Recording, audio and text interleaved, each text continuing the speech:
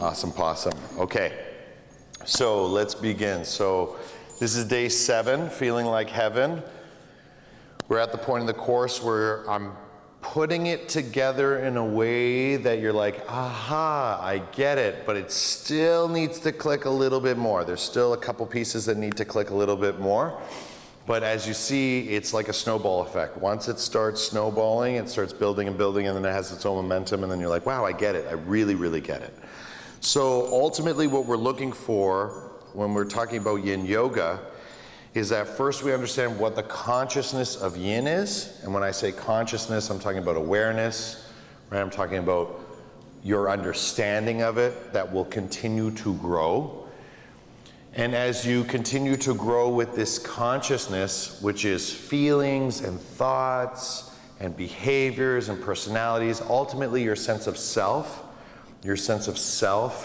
is your consciousness. So your self-experiential journey through this practice, you will become great practitioners, and the master student is the master teacher. You know, if you're the best at one, you're the best at the other.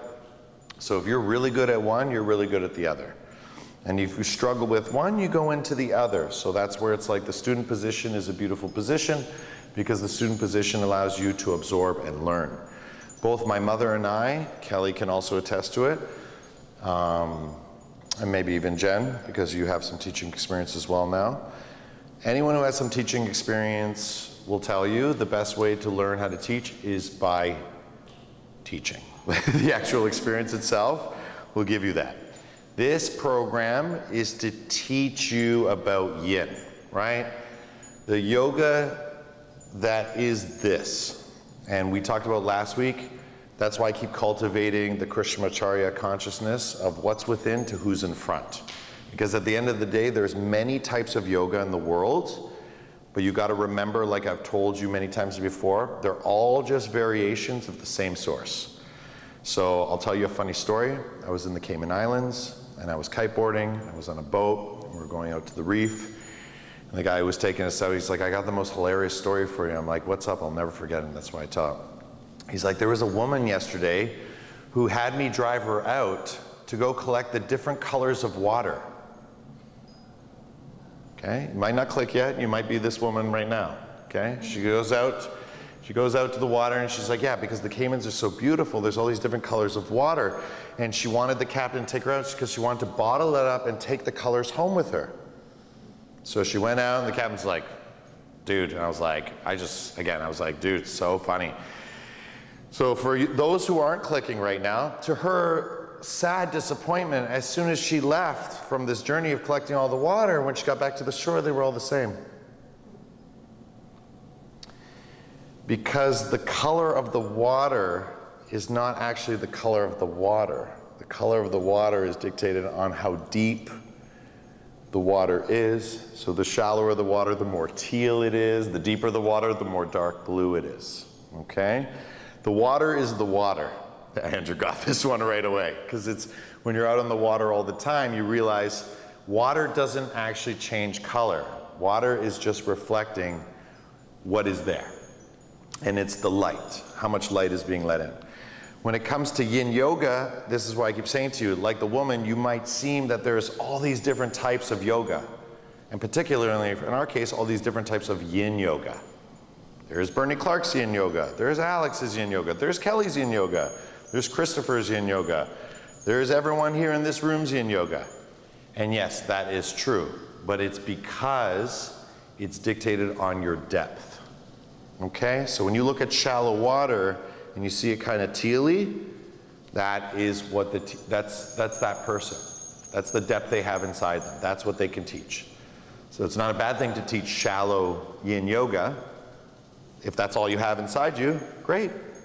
People love the shallow end. Lots of people love the shallow end.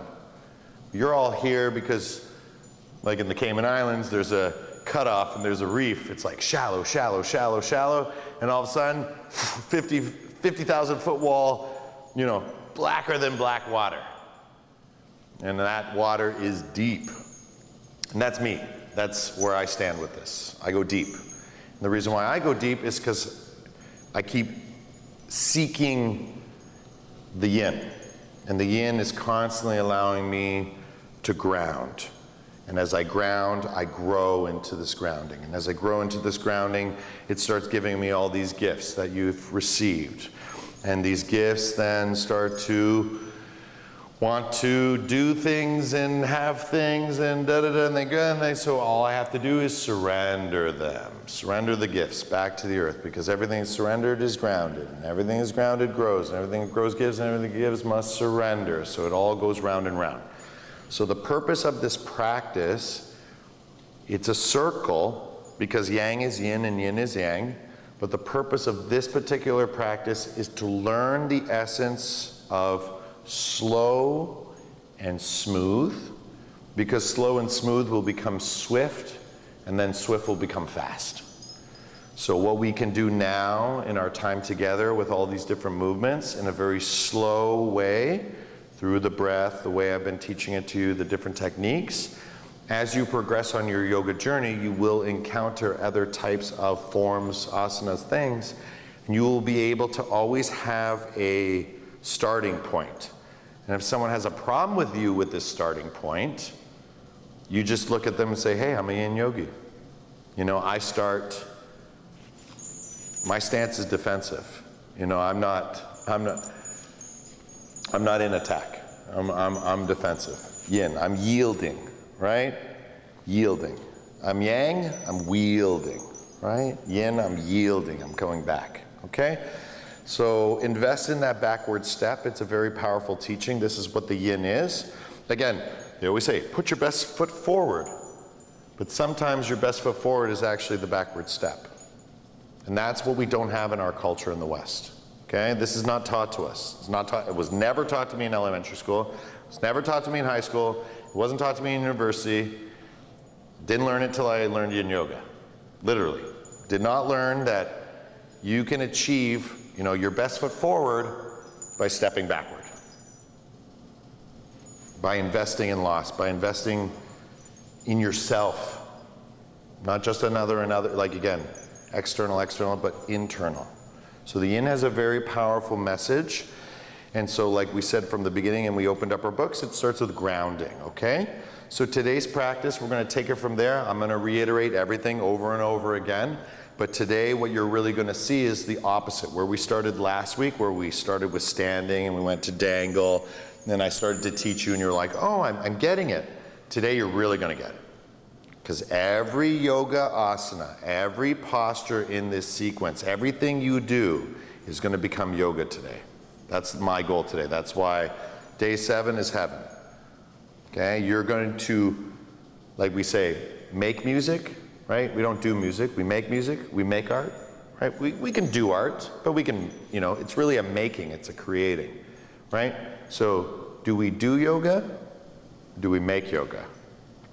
Do we do love or do we make love? Right? So it's funny in the verbiage, there's kind of like a, wait a second here, you know? But I want you to really understand it. Today you're going to be makers, you're going to be creators. And remember, people that make things up, and there's a few of you in the room who know this to be true, people who make things up get paid the most.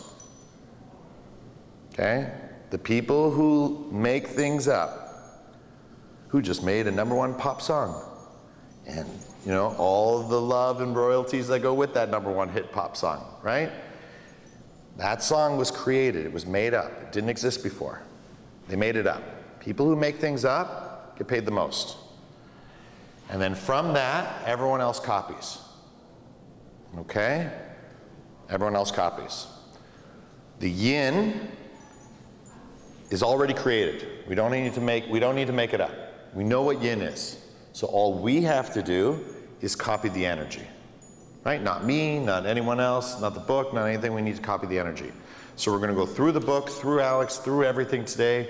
You're going to be making things up today. And it's going to be very, very powerful for all of you here in the room today, okay? So we're going to start lying down on our mats, and we're going to start lying down on our backs. No bolsters today, okay? Don't worry, I'll give you your launch off at the end. Thank you, Kelly. Here we go. Into the flow. And I can't thank Kelly enough, and again, that's what I keep saying to Kelly always. This 50-50 that me and her have is like double yin energies, you know, that create this program. It's so special. And I always want to acknowledge how special it is to have just her presence and her sound. And thank you to Paula for capturing it for those who are not here. We work as a team. Teamwork is the dream work. All right, crew, temperature feels good to me. Everyone feel good? Thumbs up if everyone feels good. Temperature's good. Anyone a little chilly? Do you want me to turn it up a little bit? A little chilly? No, we're good? Good, kind of, maybe? I'm feeling a little bit too. So maybe just a little bit. All right, so I want you to close your eyes. And now I want you to make up your first thing, okay? The first thing we're gonna make up is being grounded. What does that look like to you? What does that feel like to you? What does it look like and feel like to be grounded? So I want you to change your body. This is our first asana. And again, I'm not telling you what to do. What I'm telling you is the consciousness of what to do, which is ground yourself. I want you to be grounded. Because remember, we can't grow unless we're grounded. We can't do a yin yoga practice unless we're grounded. So let's remember our rules, our principles, our tenets. What does this mean? The word grounding, what does this mean? There are 3 things we have to do to achieve yin, to get into the energy. 1, are you comfortable? I want you to scan your body, right? We're not doing asana, we're not doing pranayama, we're just doing consciousness now. This is just consciousness. This is what's gonna make you a great student. This is what's gonna make you a greater teacher. When you understand the consciousness, you can do this anywhere, always, forever. The book is you. You are the book. This is your living experience. So, first thing, are you comfortable? What does that mean? What does that mean to you? So from this grounded, being asked to be grounded on the ground, lying down, what does it mean to be comfortable? Can you get comfortable? And how does one make oneself comfortable? I always say comfort is a physical thing. Comfort is a physical thing. So are you comfortable enough that if I was to come around and I was to step on all of your bellies, would you laugh? Would you giggle? Are you comfortable enough to laugh and giggle? Right? Are you comfortable? Right? Are you comfortable? There you go. Are you comfortable? Good. Are you comfortable? Yeah. Are you comfortable? Good. Let's see if we're comfortable, right? You're being challenged right now. Are you comfortable? Good. Are you comfortable? Good. Master Kent, good to see you. Are you comfortable? Good.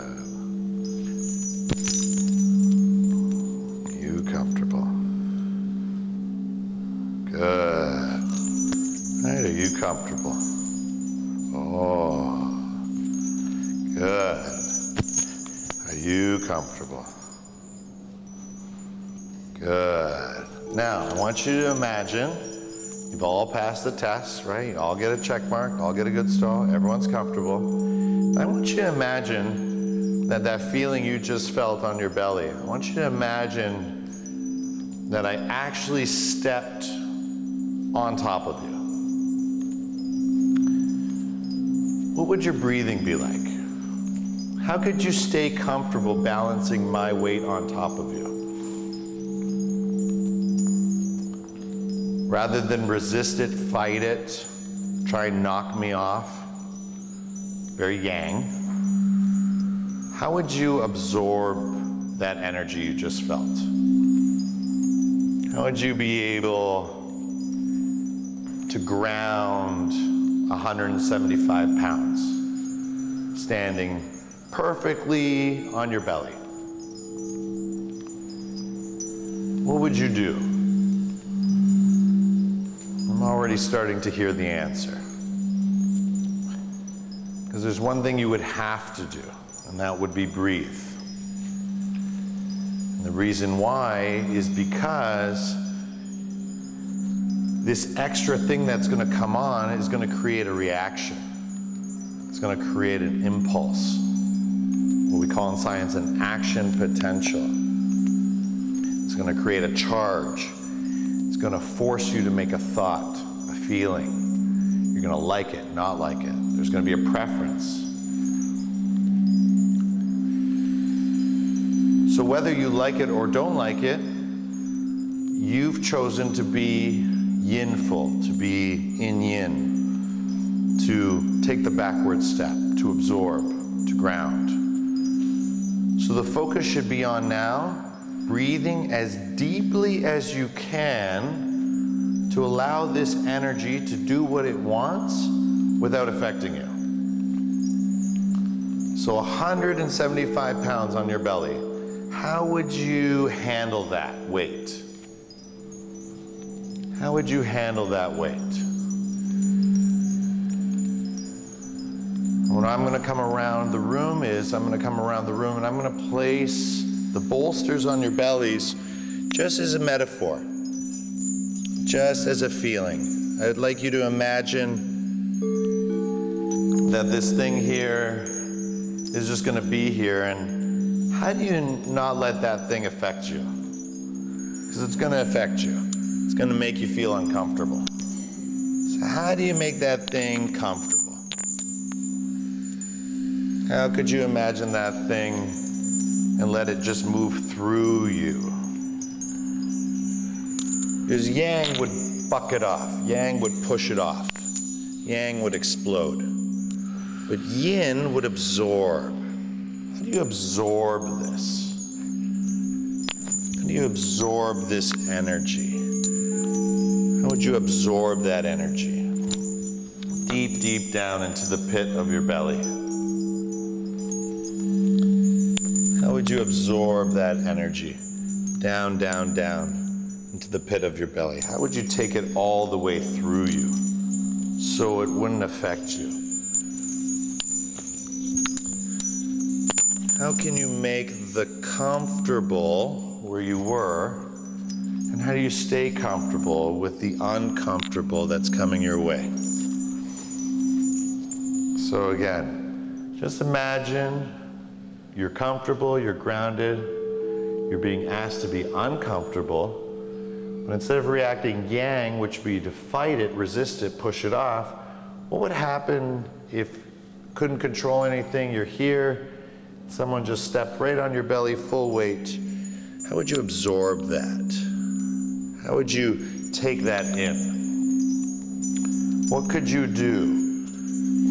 And that's where it leads us from the asana to the pranayama.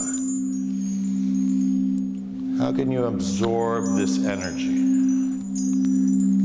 And again, I'm posing it as a question because this is the practice of yoga. This is the feeling. How do you take what is uncomfortable and make it comfortable? And again, this is what we're here to learn. So you've already consented. And say, I don't want to, but you wouldn't be here if you didn't want to. So letting that bolster just rest on your belly. Imagine there's a huge weight on you. We've all had this experience before. What would you do to absorb it? How would you continue to ground with this energy? And so what I want you to start doing, I want you to start feeling, is I want you to start with the ujjayi. I want you to take a deep breath in through the nose, chest expands, abdomen expands. And I want you to transfer the energy. Imagine the energy is pushing down on you, and you're just transferring it out of your body through your mouth.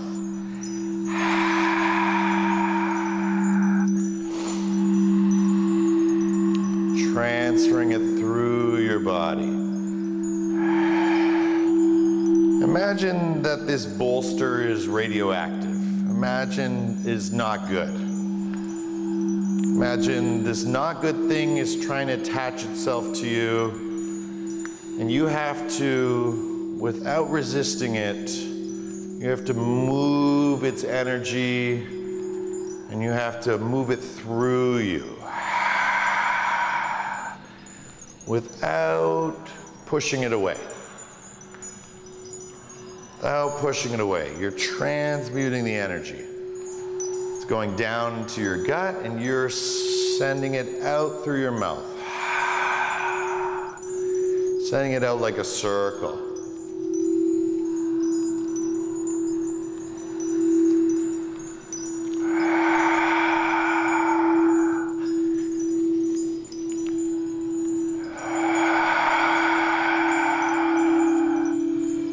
Sending the energy through.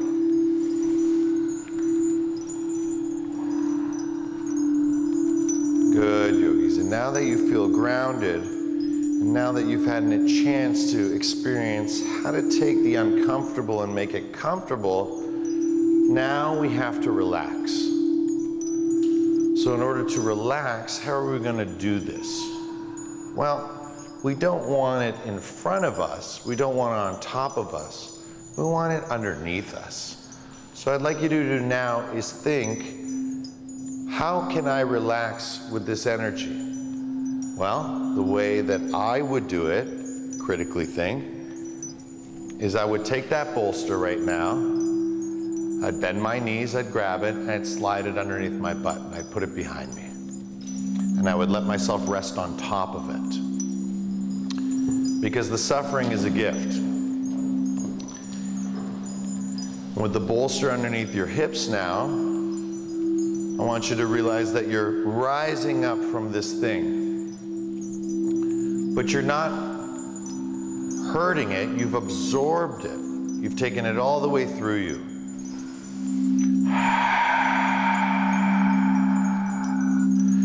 So now that it's been absorbed through you, again, this is a process, this is a metaphor. You've taken it through you. Now that it's behind you, now it's supporting you, what would you do again through our cycle? What would you do to become more comfortable, to become more relaxed?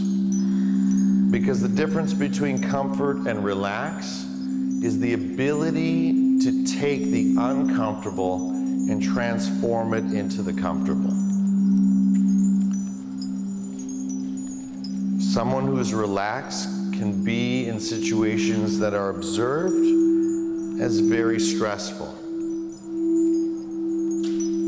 But to them, they're just absorbing that energy. And just like the bolster, just like this energy of this weight, it's no longer on top of them, it's behind them. They're using the energy, they're absorbing the energy, they're becoming more yin.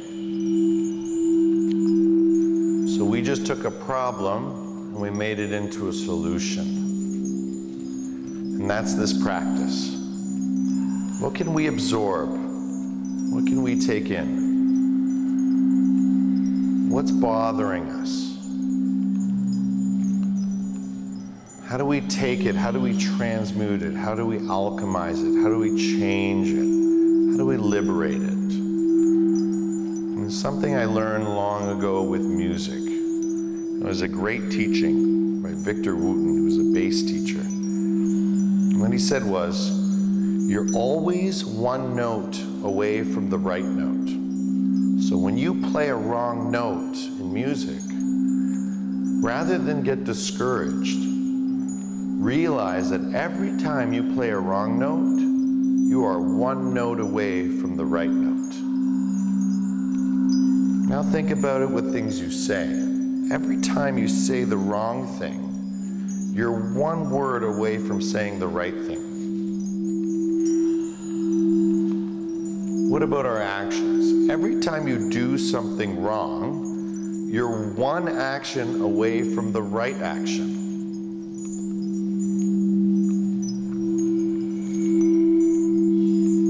And that's because you understand the consciousness of polarity, of opposites, of duality. You don't get stuck in one or the other. As yin stirs, we are trying to focus on cultivating a practice based on one. But remember, this one has elements of the other. There's that little dollop of yang contained within the yin. You can't have yin without yang. You can't have the right note, the right action, the right word, without the wrong word, the wrong action. Does that mean we're allowed to do bad? Does that mean we're allowed to learn from our mistakes? Does that teach us how to forgive? How to grow? These are consciousness teachings. This is not intelligence-based. This is not science. This is not mathematics. This is more like poetry. This is more like phenomenology. This is spirituality. This is consciousness. And the more you become aware of things, and the more you start making connections in your mind and your body, the more you can embody. The more you make the right choice, the right word, the right action. Because it's not what's right for anyone else, it's what's right for you. And you're okay with that sounding wrong for someone else. Because you understand that there is no one right way. There is no one right word. There is no one right action. And so as you stay in your state of grounding, as you can tell, the whole practice has moved into the consciousness of surrender. You now have achieved yin. All of you have achieved yin through this consciousness, through these teachings. This is what it is to be yin. To be able to truly understand it, ground it, connect with it.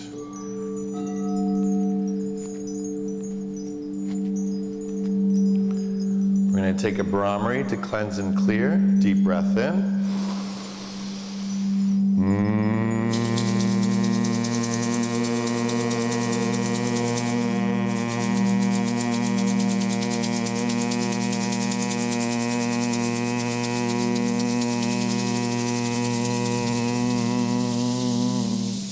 Inhale, exhale, sigh it out. Beautiful yogis. Now I want you to take 3 minutes, and I want you to take 3 minutes to yourself. What do you want to do? What's the right note? What's the right posture? What's the right move? What's the right pranayama? What did this experience show you? Just take 3 minutes to yourself. Play with the energy.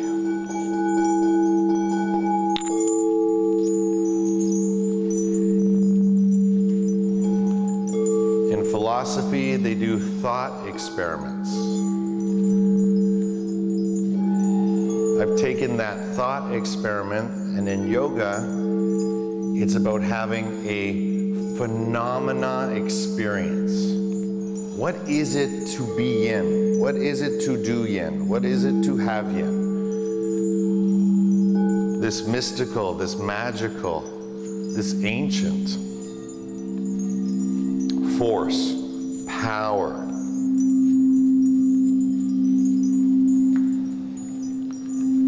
How do I know I have it? How do I know I'm doing it? How do I know I'm doing the postures correctly? How do I know I'm teaching the postures correctly?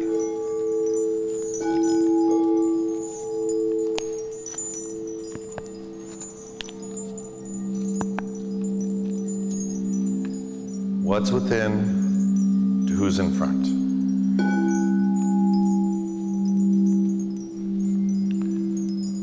That's how the energy moves. Think of it as a candle. If I'm a candle and I'm lit, all I have to do is share my light. Nothing gets diminished. As I share my light with each of you, nothing gets diminished. You take my light, but you don't take anything from me. My candle stays lit. It's energy. This is the way of energy. And we're following the way of Yin. Absorb it. Feel it.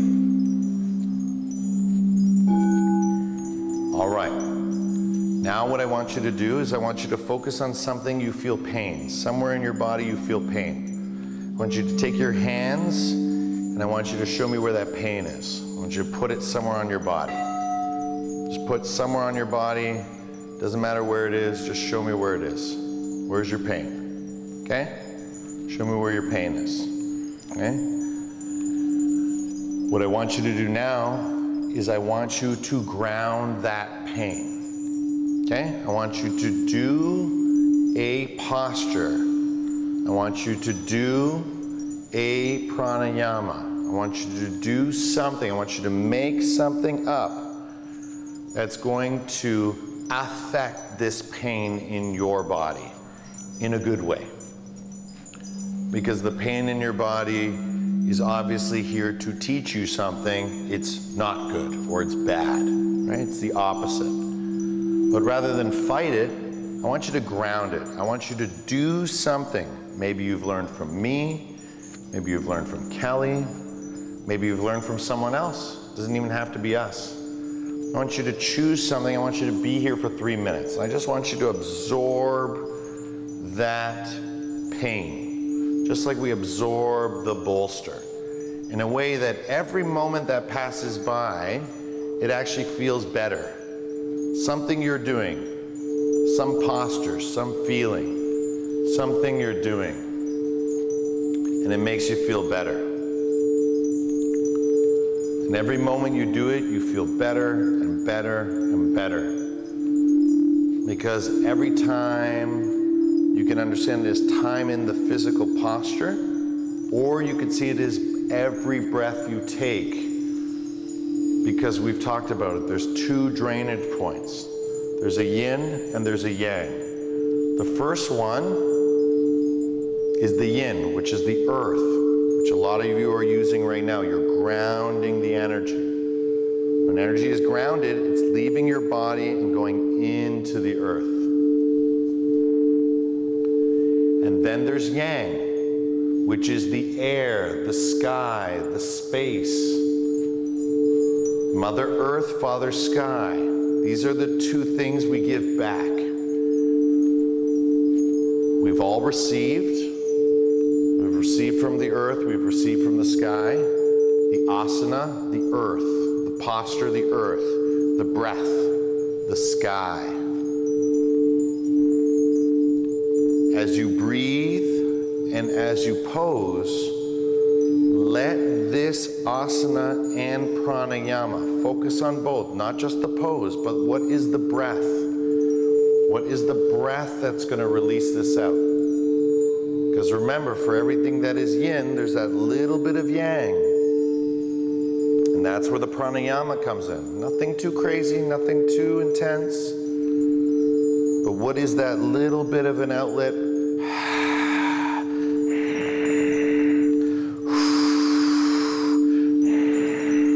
Whatever it is that you're releasing in 2 places at once. The earth and the sky. And you're taking this pain out of your body. 1 more minute, yogis. And you're not just taking it out of your body, you're absorbing it. You're absorbing it. You're absorbing it. You're absorbing it. And you're releasing it. You're not just sitting there looking at it, watching it, being entertained by it, feeding it, releasing it, restoring it. You're draining it out of your body. You're connecting it to the earth or to the sky.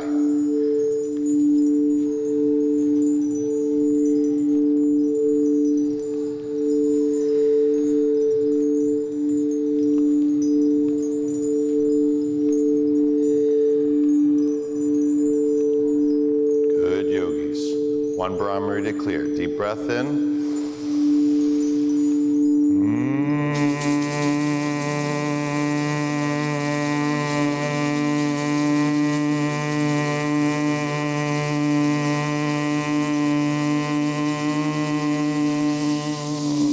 Inhale. Exhale, sigh it out. Beautiful, yogis. Now, relax from it, feel, play around. And as you do this, in your transition, as you move and groove it, I want you to start slowly starting to become aware of an area that doesn't have pain. It can be your pinky finger, it can be your eyebrow, it can be the side of your head, it could be your butt, it could be your knee, it could be your shoulder. But it's not just an area that doesn't have pain. What I want you to start to focus on is, where do you think your best energy flows through? Is it your face? Is it your back? Is it your hands? Is it your thighs? Is it your feet? Where do you feel that there is the least amount of pain in your body? Where is that area? And when you decide on where that area is, again, like we did last time, put your hands on it, or maybe it is your hands. But wherever it is, I want you now to do another asana to ground it. Another pranayama to ground it. Because now you're not just grounding, you're recharging. If this is a very powerful area, we want to keep it powerful. So what can we do? And again, it can be something from the book, something I've taught you, something you've learned from someone else. Again, get out of this idea of a box. There is no box in my world. There's only a circle. That's why I give you the book. Right? The book is the only box I'm going to give you. But the whole point of the book is to think outside the book. Right? It's to embrace the yin as an experience, not as knowledge. Knowledge is great, but knowledge will not heal you. You can know everything in the world and be absolutely miserable and unhealthy. Knowing it doesn't mean that you're experiencing it. So whatever is your power, wherever you feel, you know what? These things have always been good. Whatever these things are, whatever this thing is, I appreciate this thing. I want you to take a posture that will help direct the energy toward that thing that you value, that's been really, really good to you. Whatever it is, be as creative as you want. Again, make it up. Make it up. Create something. There's no right or wrong. And if there is, you're one note away, you're one word away, you're one action away from what is. So give yourself the time and space to feel it through. 3 minutes. And just feel this energy. So now you're grounding, but instead of draining, you're recharging. You're acknowledging that this thing that is your thing is not a problem. Maybe it's a problem for other people, but it's not a problem for you. And you're saying thank you to this thing. So as you breathe now, pick the pranayama that's going to charge this thing. What breath charges this thing? In the last one, we had the breath that released. What's the breath that charges this thing? What's the breath that's going to honor this thing? It's bringing energy to it. It's already got energy. You're supercharging the battery. It's like giving a millionaire an extra $100,000, right? You already got it. Now you're getting more.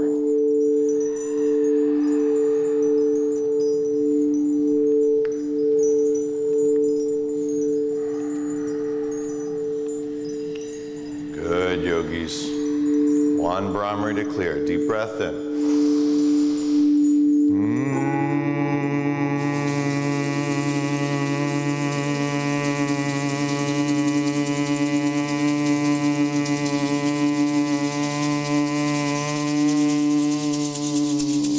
Inhale. Exhale, sigh it out. Beautiful. Good. Move your energy now to a steady position. I want you to pick a position that is something, if you were frozen with ice, you had to be stuck here for a while. You don't know what the time is. Could be 3 minutes, could be 5 minutes. Again, you can use your bolster, not use your bolster. You can sit, stand, lie down, whatever you choose to do. What is the thing you could do for a while? If you were frozen, if there were bugs around eating you and you couldn't move, what is the best way you could be neutral? That you could allow yourself just time, just being frozen.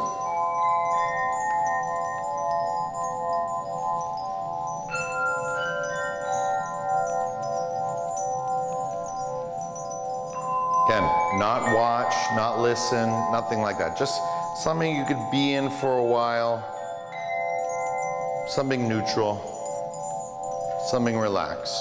Take a minute, think about it, feel it out. We're still transitioning. Something you could do for a while. It's not the one, it's not the other, it's something in between.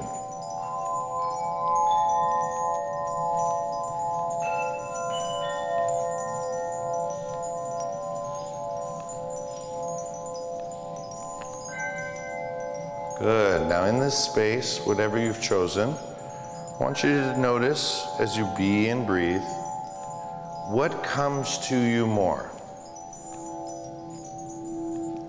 And I'm going to be the first to say it. When I'm in your state, when I'm doing what you're doing right now in my way,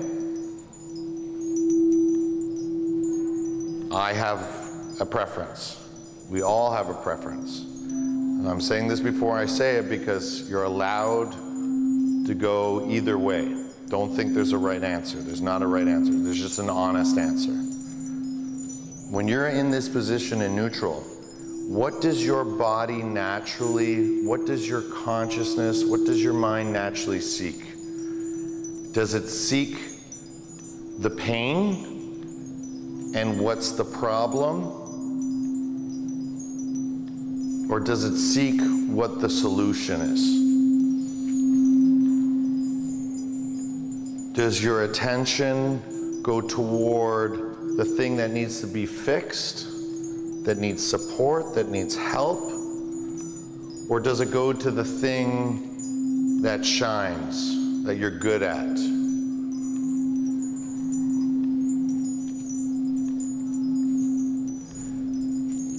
From this neutral state, do you notice your consciousness moving one to the other, or is it just neutral? It doesn't go anywhere. Are you allowed to just feel the one and the other?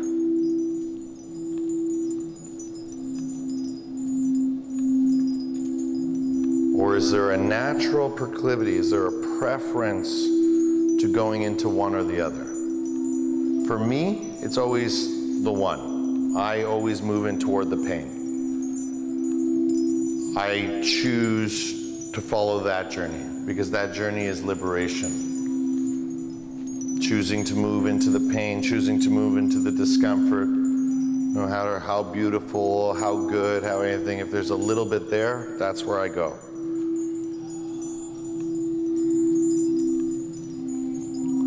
But there's also the opposite, which is you go the opposite way. And you move to what works, what feels good.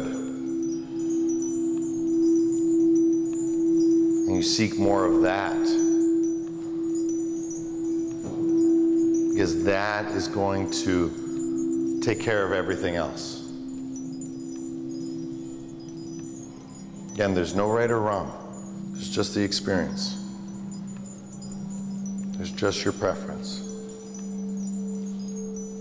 And so the one is liberation, and the other one is realization. If you take the one path, you realize because you don't need to focus on liberation.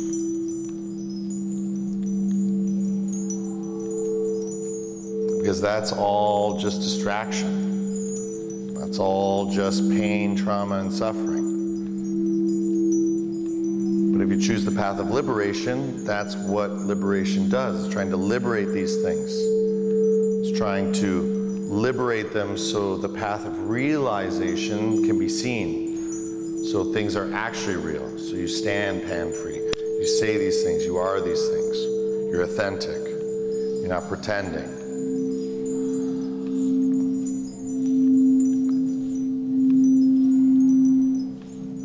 But if you have that proclivity towards realization, toward what is good, what is working, what is already whole, what is already there, think of it as gratitude, or think of it as you already know the magic, the miracle, the thing, then allowing what is real, there's no need for liberation, because there's no separation. Because what is real is whole. It's always been this way. And there's nothing standing in the way. I want you to see it as a visual before we end. The reason we have a shadow is because we, all of us, each one of us, are standing in the way of the light. The only reason we have a shadow is because we are standing in the way of the light.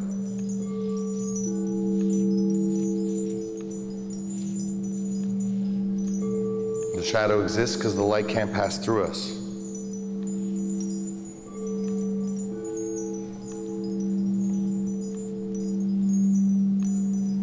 And the only thing we need to do to not see the shadow is to turn toward the light. Because when we turn toward the light, there is no shadow. And yet there is a shadow. Now, those who know Schopenhauer's cat, the cat dead, alive, this is where you start to understand the deeper question of things. The consciousness, the oneness.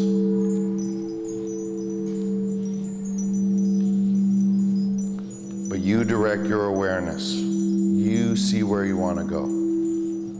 Let's take a Brahmari to clear. Deep breath in.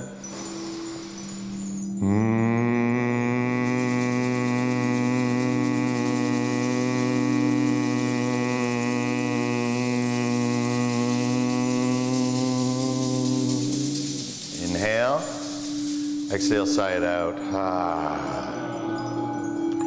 Beautiful. Releasing from this position, start to move and groove. Start to get in that freestyle flow as you relax and release. As you relax and release, moving the energy through and through.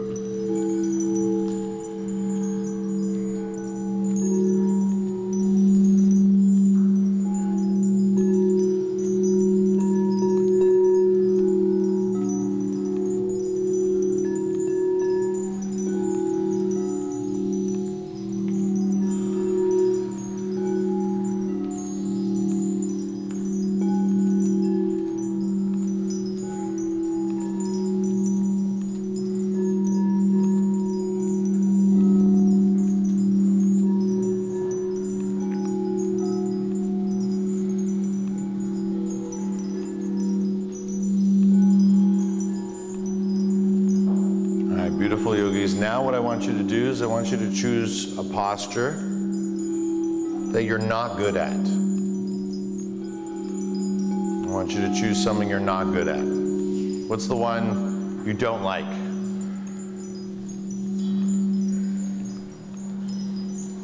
And again, this isn't posture clinic. You're not trying to like it. You're just gonna do it. We're just gonna do it for a little while because you have to. Because I'm asking you to do the posture you do not like. I just want you to be in it. And if it's stressing you out with how long I'm going to keep you in it, good. It's all part of the process. I just want you to go into it and just have those feelings. You don't like this one. Why don't you like it? What is it that you don't like about this thing? I just want you to be aware of it. What is it? I want you to take 10 deep breaths. Don't worry, I'm not going to keep you here too long. 10 deep breaths. And exhale, let it through. That's it. Just focus, just for 10.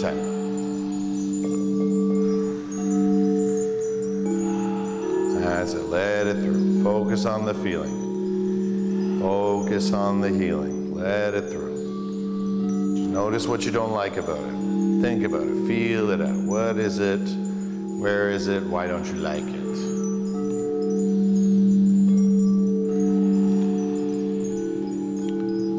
Okay, and now what I want you to do is transition to a posture that could help you like this posture. Think of something in your mind. Think of where you just were. What is something you could do that could help you like this?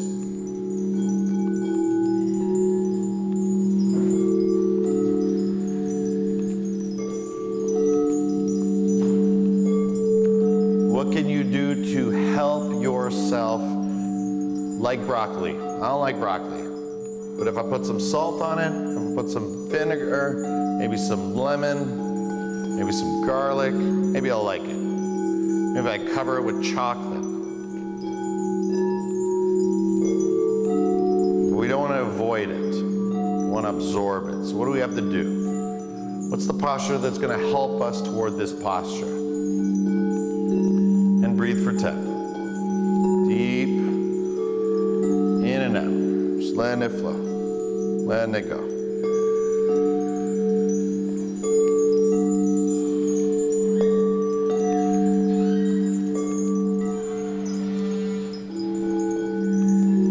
This posture is helping you with that posture.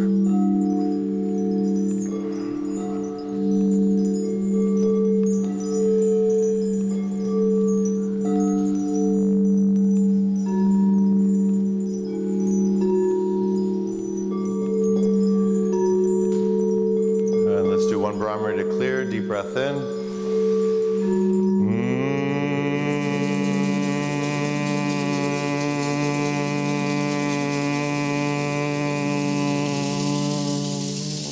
Deep breath in. And exhale, sigh it out. Beautiful, yogis. Now I want you to come with me. And I want you to sit. And I want you to take your hands behind you, feet wide.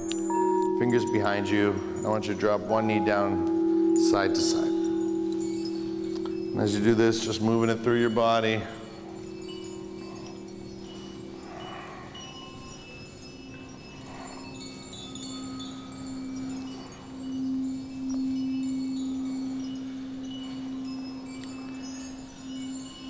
So now, the whole idea as we progress on this journey to more advanced levels, liberation, realization, but the whole notion of this is to get to the comfortable seat. Once we're comfortable sitting, and again, the idea of sitting on the floor is an idea. It's a idea. It could be lying down, it could be standing.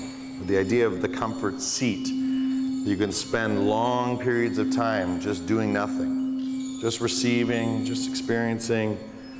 But in order to do that, we have to achieve yoga. And so the physical asana, the pranayama, the pratyahara, turning the senses inward, eyes closed, getting lost in the flow.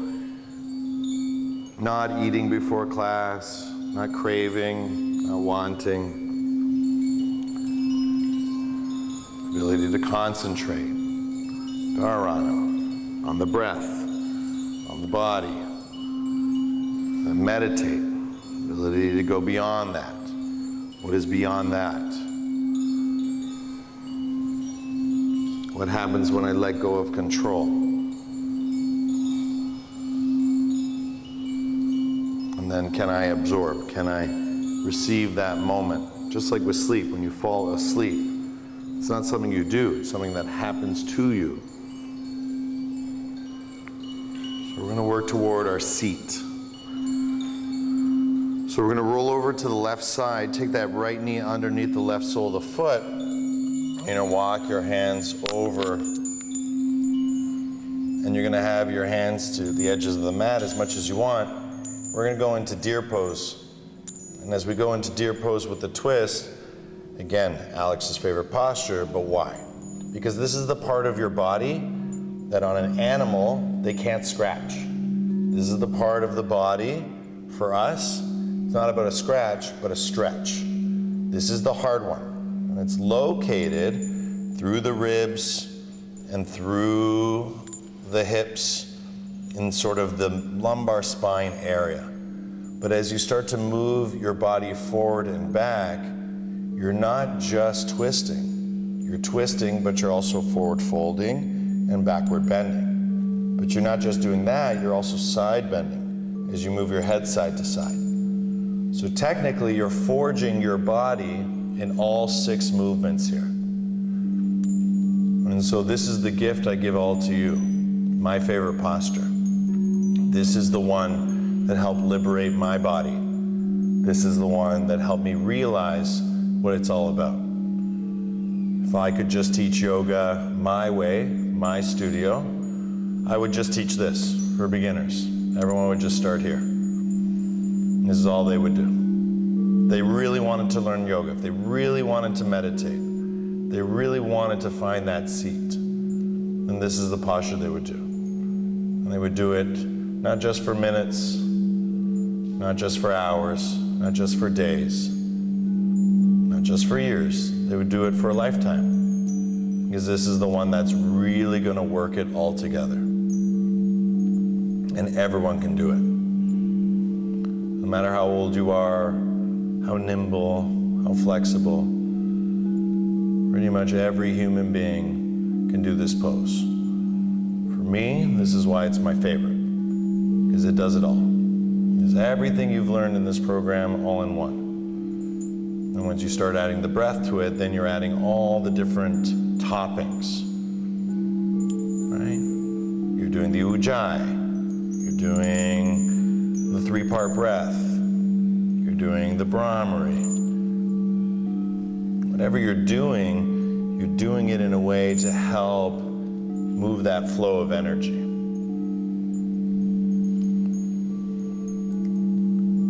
Stretching, feeling, relaxing. Good, yogis. Keep moving, keep grooving, keep vibing, keep thriving. Deep breath in, deeper breath out. And just keep focusing on where you're putting those hands, changing the position, making sure you find that long frame, and just keep stretching it out. Keep that tension going. Keep releasing it, moment by moment, breath by breath.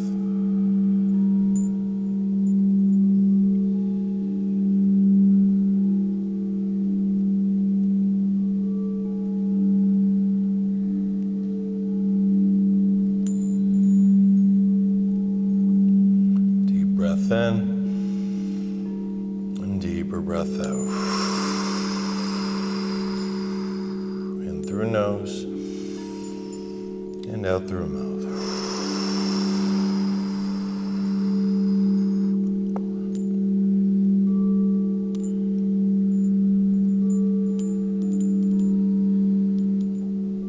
Okay, yogis. And now when you're ready, I want you to reach for that bolster. I want you to find the bolster now. When you find the bolster, I want you to rest, bolster along your line, either side, and just rest down in restorative posture. Just rest that twist. Let it ground.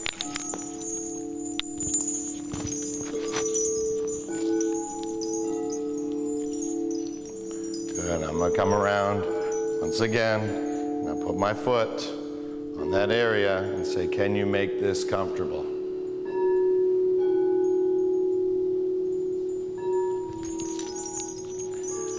This is where you can literally tell people that your teacher actually put your foot down during class today. Put his foot down. Literally and allegorically. And can you imagine making that more and more comfortable?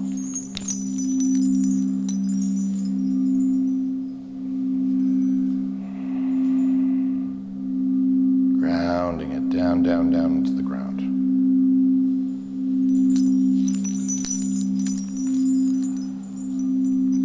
Because the deeper you breathe, the more energy you receive. Focus on that feeling.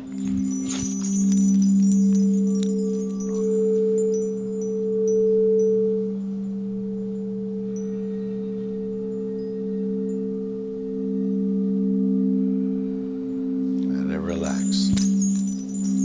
Let it go.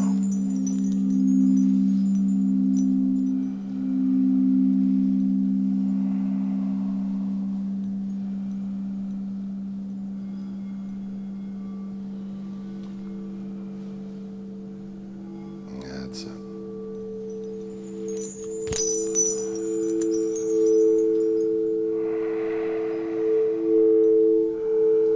Deep breath in. Deeper breath out.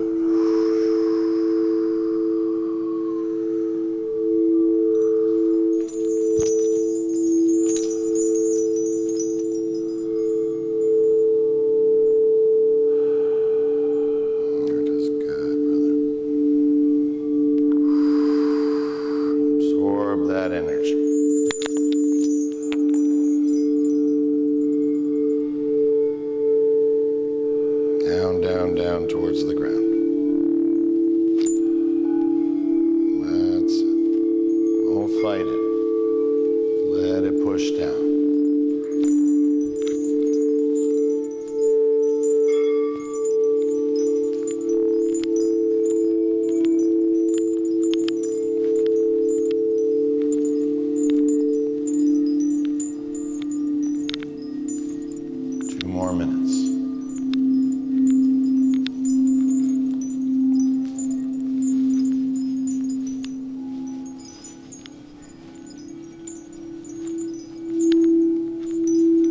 Deep breath in. And deeper breath out.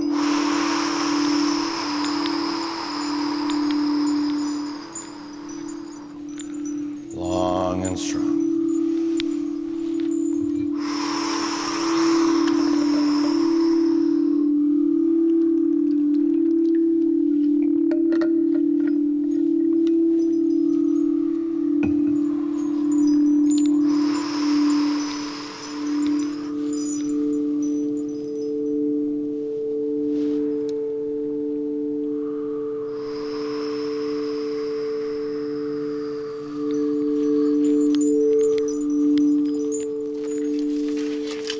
Deep breath in.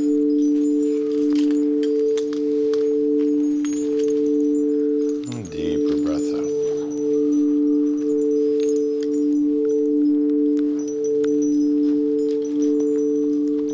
Feeling that healing energy.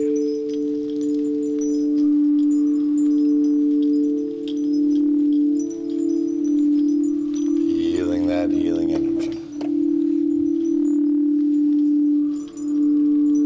One Brahmari to clear. Deep breath in.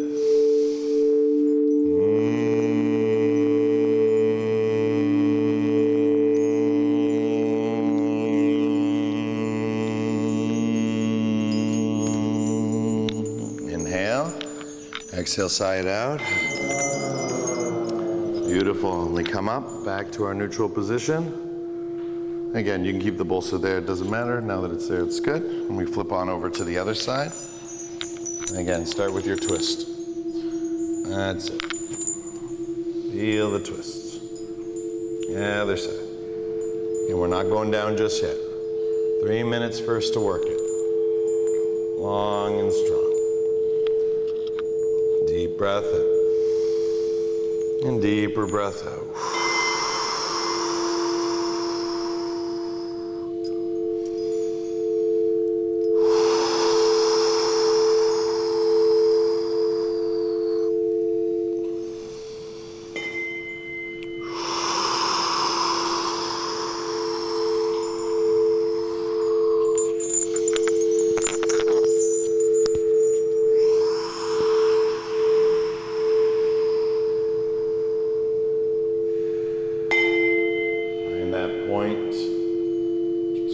Right down on the base. Feeling yourself doing all 6 movements. Side bending, twisting. Figuring out that you're doing a posture that involves all 3 points, hips, heart, and head.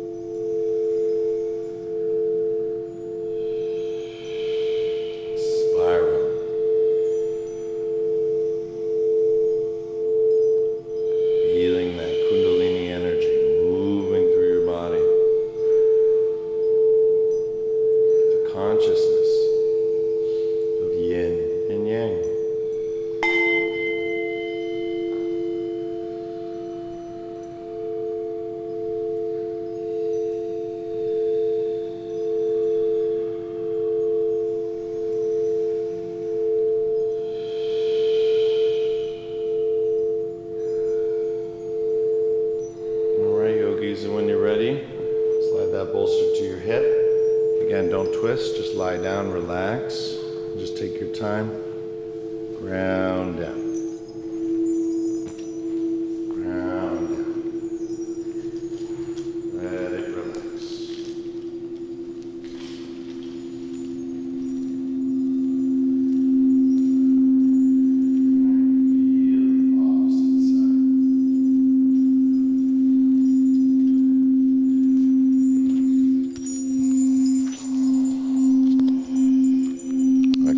Again, and just place my foot in that area. I want you to focus in on that space. Imagine it being pushed down, and rather than fight it, what are you going to do to absorb it?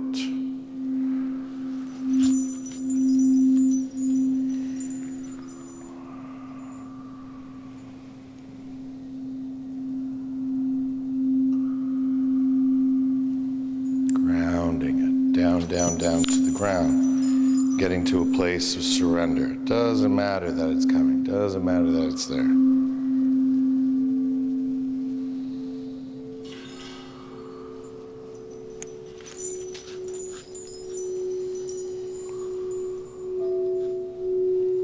You're never giving up, because you're giving in.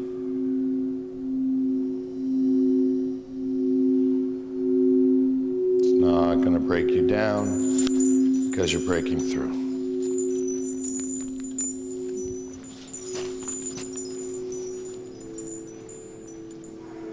Just letting it relax you.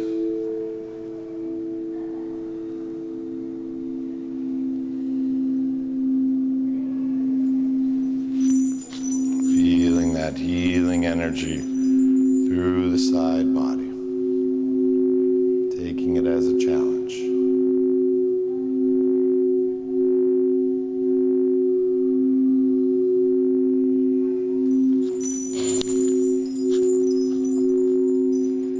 How to absorb that energy.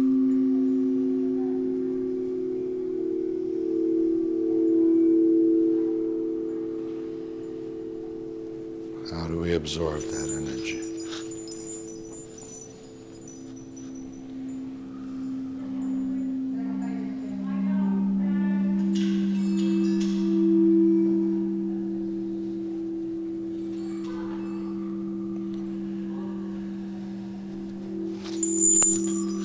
How do we absorb that energy?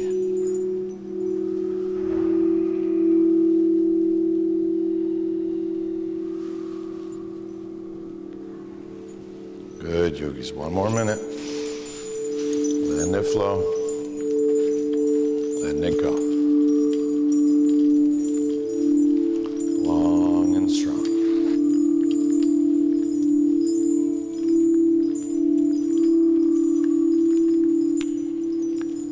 Feeling the energy.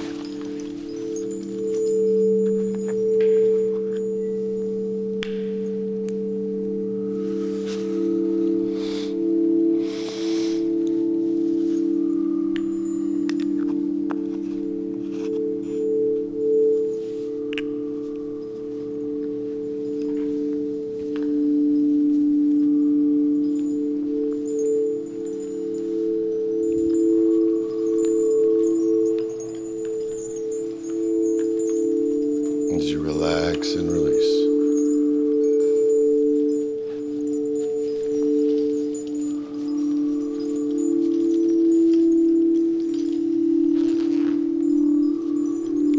On Brahmari to clear, deep breath in.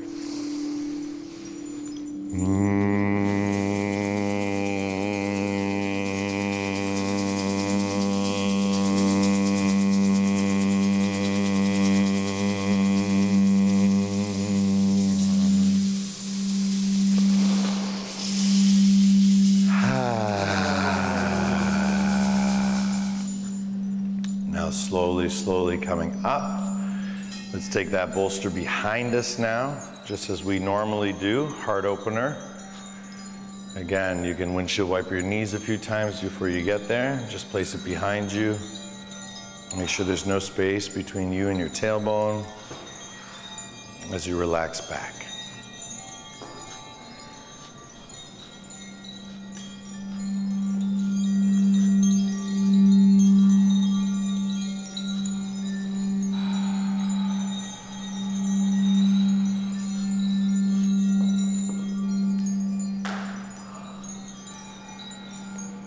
So I want us all to be actively listening now, okay? Actively listening. Like I said, we're just making things up. But so the making things up, the permission to play, the permission to create, explore, to try, do, can, whatever it is, it's through this that we start to see what it actually is, not as a thought experiment, but as a true and understood experience. So I'm going to come around the room and I'm going to call you out by name. And I would love you to have the floor for as long as you like to express your experience to the group. Again, Kelly will start to attenuate. She will play the music to the right level, so you will still have musical support. We're still in the practice. But I just want you to you don't have to yell, but I just want you to speak your experience. And again, if no one hears you, that's okay. You only have to make sure I hear you, and I'm at the center of the room. But the whole point of this experience at this point is to really, really listen, really, really hear, and connect what you experienced and what others experience. Not afterward, not sitting up in a circle, not waiting for our turn. I'm just gonna come around the room and I'll call out who I call out when I call out. In the meantime, I want you to, again, pick your pranayama. You're still in practice. In through nose, long and strong through mouth.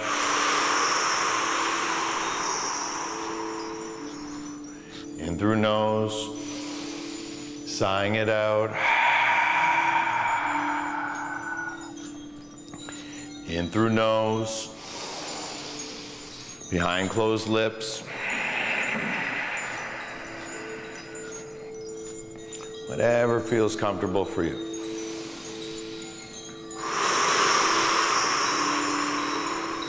I want you to stay with it. And we'll start with Naireen. Naireen, what was your experience today? Today, my experience, I'm very honored, very grateful to be here. And the whole experience, honestly, it makes me feel like I'm in like a comfortable, like silver box, having the background, you out of the meeting. I used to watch a lot of comfort movies, so that's where it means to me. Anything else you'd like to share? Calm, different place, different dimension in my mind. Thank you.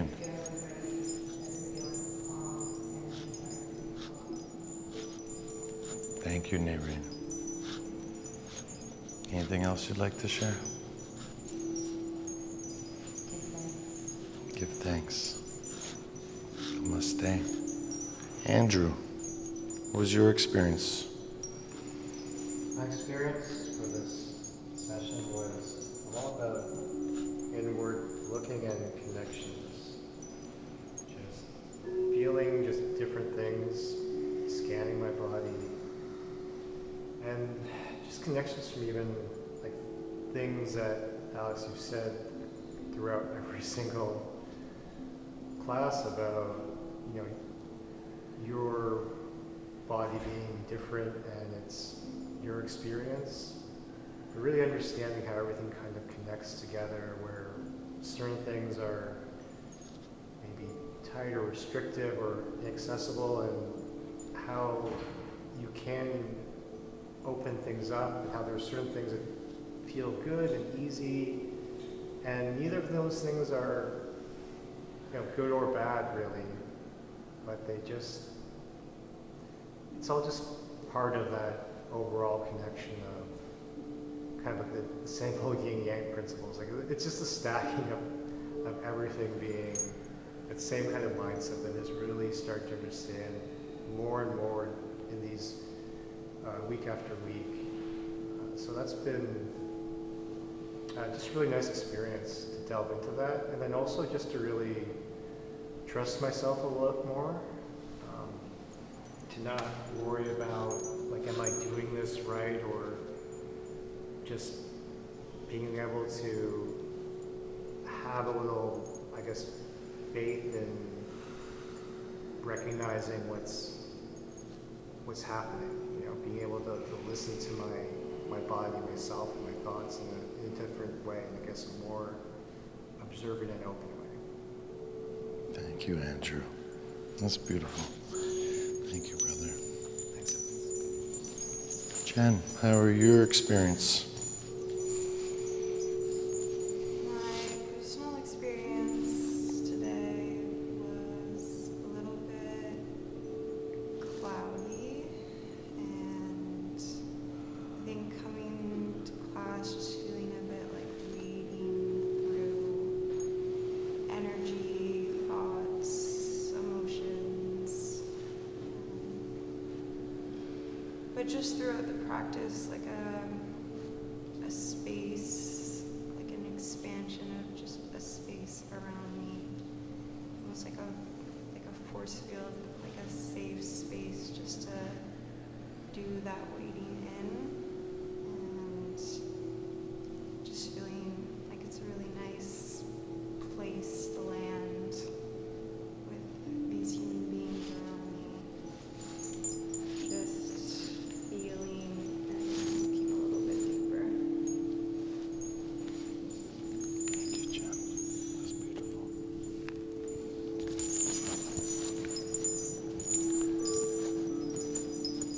Sue, how are you feeling? What is your experience? My experience today, as always, feels like such a safe space, and I'm always so grateful to be able to come here and, you know, have the sound, and to be able to kind of choose what breath work goes with what poses we chose ourselves today was interesting. That was kind of a cool experience, although I do really love the guided the guided breath work, but it was a bit of a learning experience to what works for, what works for me personally in a pose. So that was really cool. Thank you. Bless your heart. Thank you. Riza.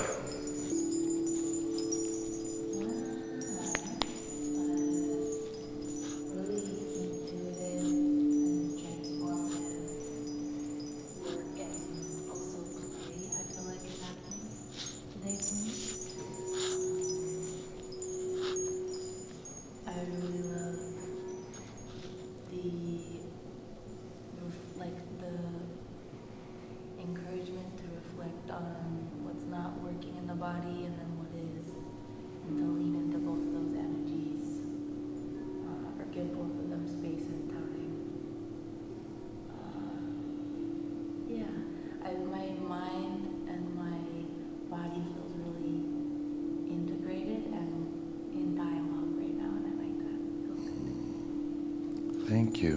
Namaste. Samantha, how was our experience? Just coming here and listening to you and Kelly, and the energy in this room is amazing. I think it was a bit aha moment when you talked about moving towards the pain, and I think that's a natural state for me. And an acknowledgement that I hold pain on my right side, and I don't take the time to thank and appreciate my left side. And maybe that's a change I can make. Thank you, Sam. Beautiful. Thank you.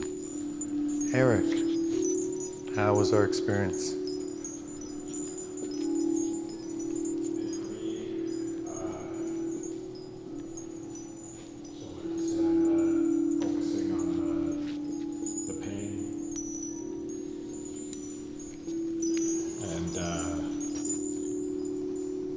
And then allowing yourself to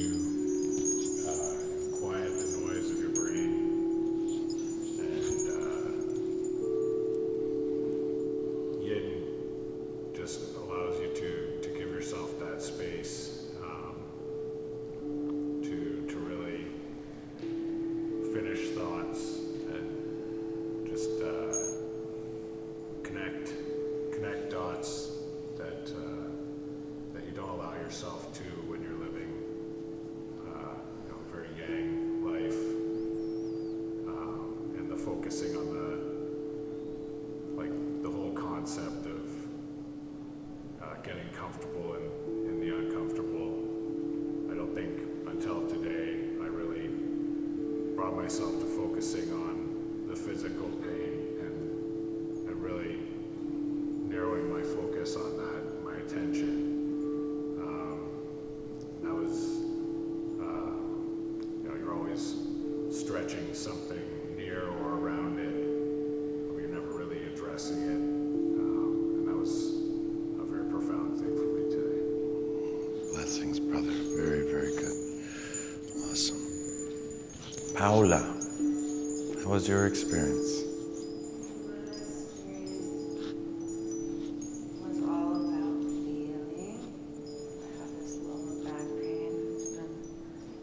Sensitive these days, so each movement was bringing on a new sensation, and it was a little difficult, but learning to not resist the pain and love it, not hate it. And I think was the teaching today. It's not about feeling better, it's about getting better. It was a good experience to just feel things and not reject them and feel them. Thank you.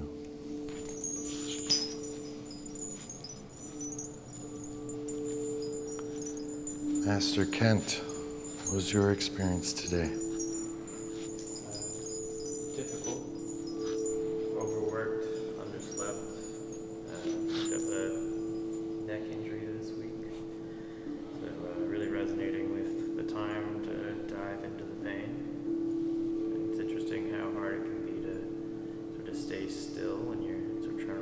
that edge, but yeah, the setting, the mood, the intention really allows you to help find that calm, approaching that edge. Beautiful. Thank you, brother.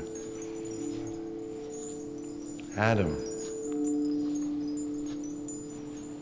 It's interesting. Yin yoga to me has always been an experience of exploring the deep end, which I feel like I've been in throughout my entire life. Alex talked in the beginning about people pursuing yin and staying in shallow, and some of us have always been in the deep end. And I remember on my first yin yoga class, I did a position and I began to tear up.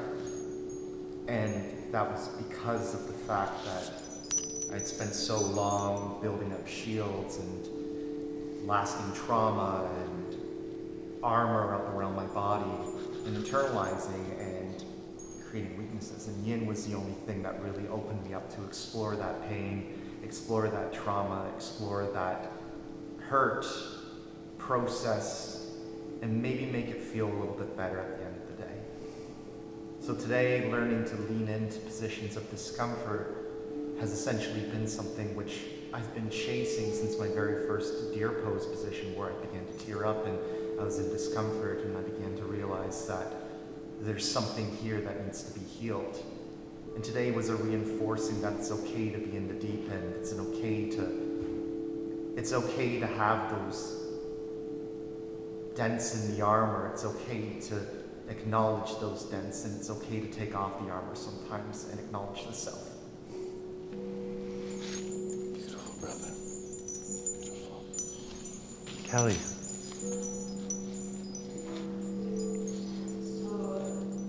For me, it's just always such a gift and a joy to be here and to support the practice, to learn, to listen,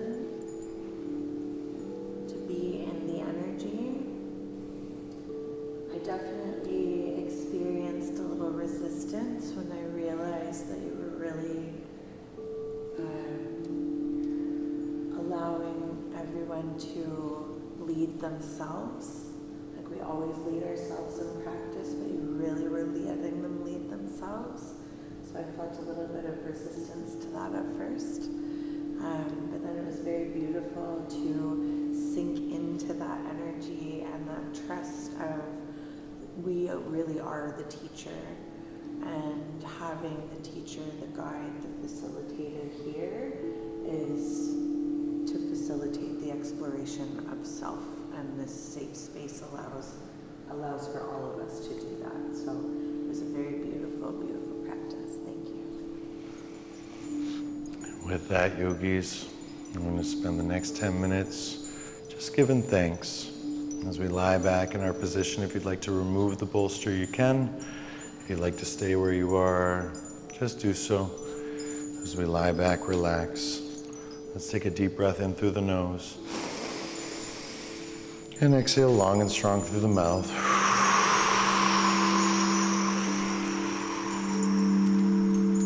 In through nose. Long and strong through mouth.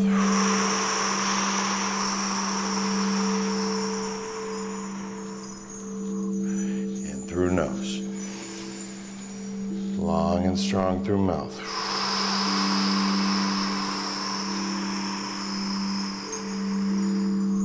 All together for 10.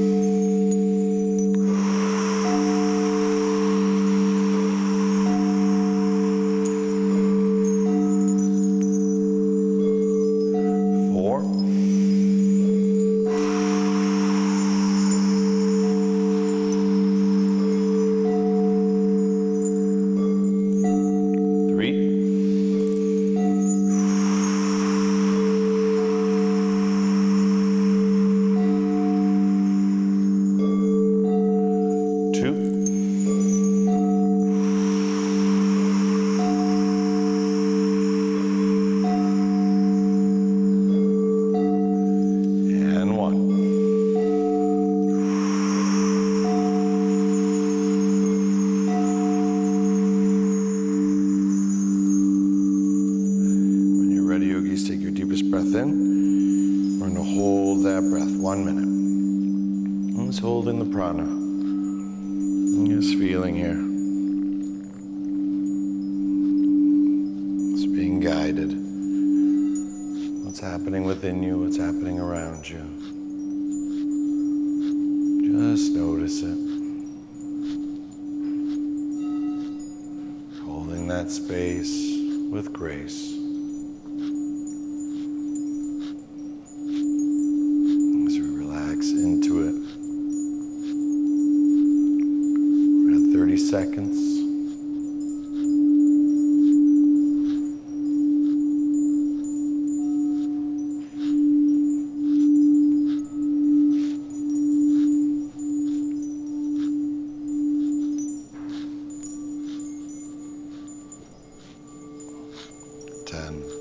Nine, 8, 7, 6, 5, 4, 3, 2. Exhale, sigh it out. Deep breath in, and exhale, sigh it out. And one more, deepest breath in, and exhale, sigh it out.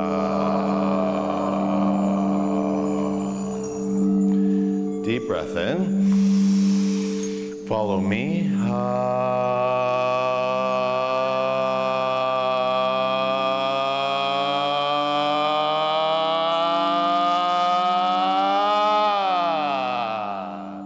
Deep breath in. Follow me.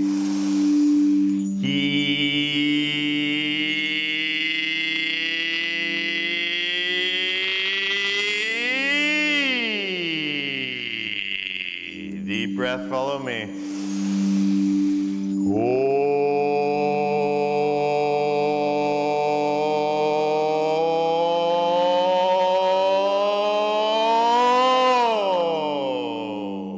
Deep breath, follow me.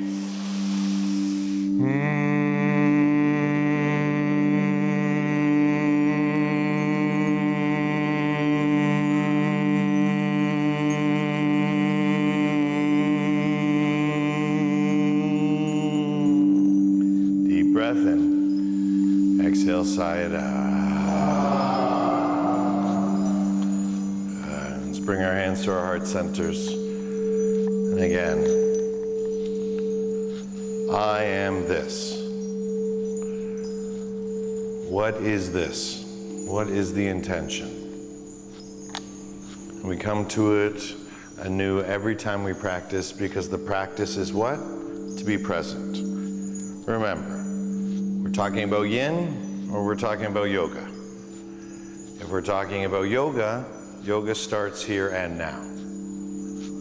Yoga is all about being present. You can't teach yoga without being present. And as you've learned from the beginning of this program, we are grounded in the yin energy that's allowing us to explore this present. But it's so very thin. As soon as we've gone, then we've been, and as soon as we're in, we're out. And the present moment is the only moment. The past is always behind us. The future is always in front of us. And when we're in our minds, we're either projecting into the future or ruminating on the past. When we're in our hearts, we're present. That's the gift. So what's the gift? What is that? What is this? What is the intention? Whatever that intention is, yogis, remember, every time we do yoga, every time we access this moment together where we are yoga, because yoga is not something we do, yoga is something we are. When we are yoga, it will last for 24 hours. Because again, it doesn't matter what you do.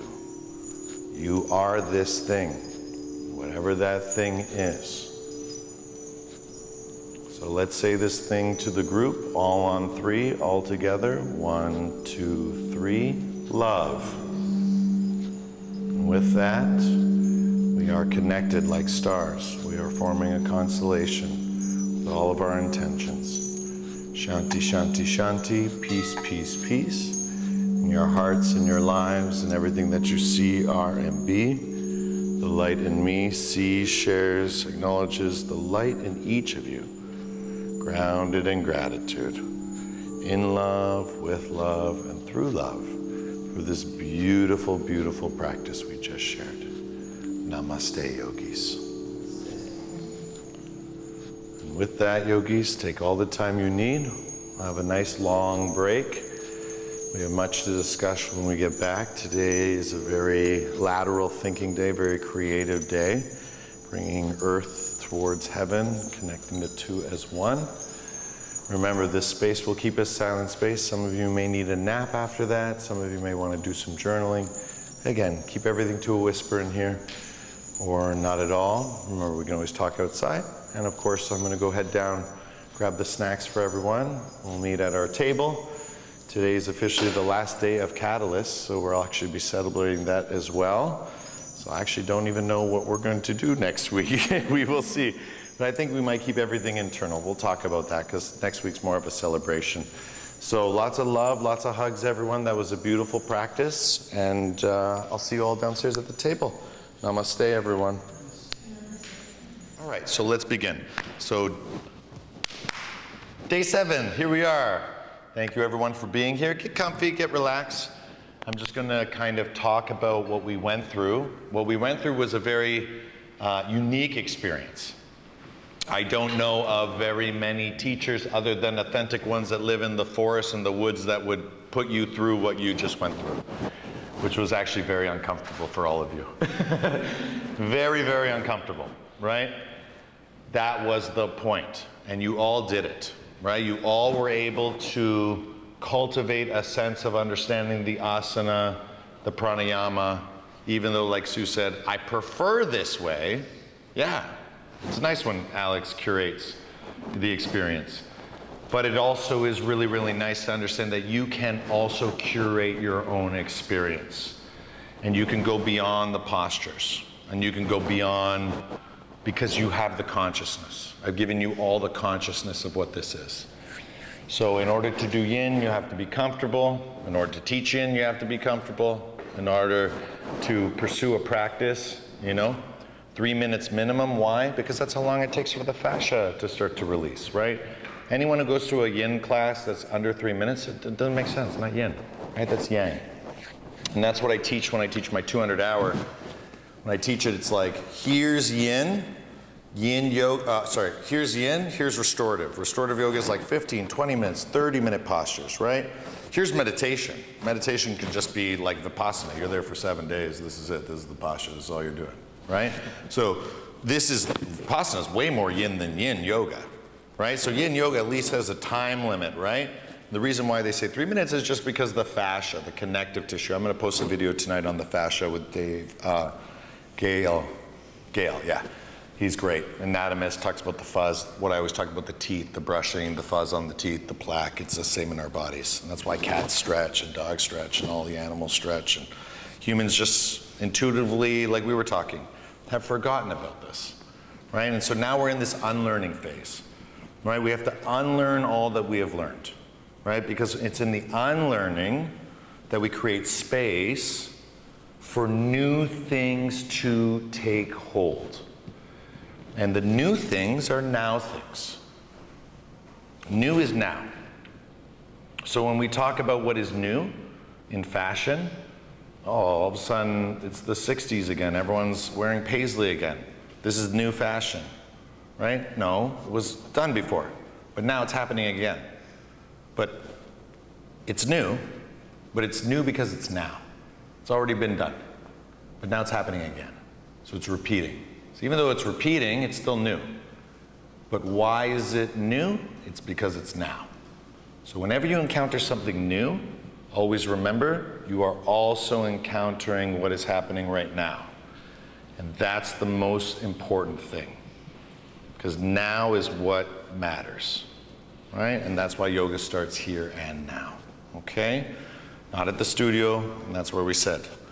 So we started today's practice with some consciousness, funny enough with the bolster, right? So the bolster represented our suffering, right? And our suffering was on us, Like, you know, we had to, oh, what am I gonna do? And then Alex started to, is he actually gonna step on me, right? Right? Because the yang way of doing that is like, get out of here, you know, yeah, react, go outward. But the yin way is to receive it.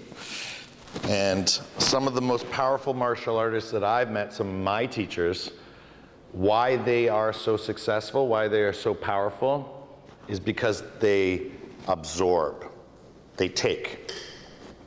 I've had to learn this lesson. I'm getting stronger by doing it, but this whole notion of you don't always have to react. If someone steps on you, you don't have to go, hey man, right? Someone cuts you off, that's yang. You can do that. You can fight fire with fire. But there's also another way, which is absorb it. And why are you absorbing it? Because you're taking that energy, you're giving it a chance to settle and say, why is this bothering me? What is it about this thing that made me want to yang?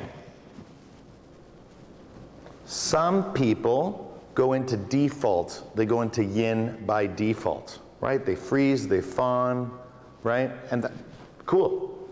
But remember, we're here because all of you are not that.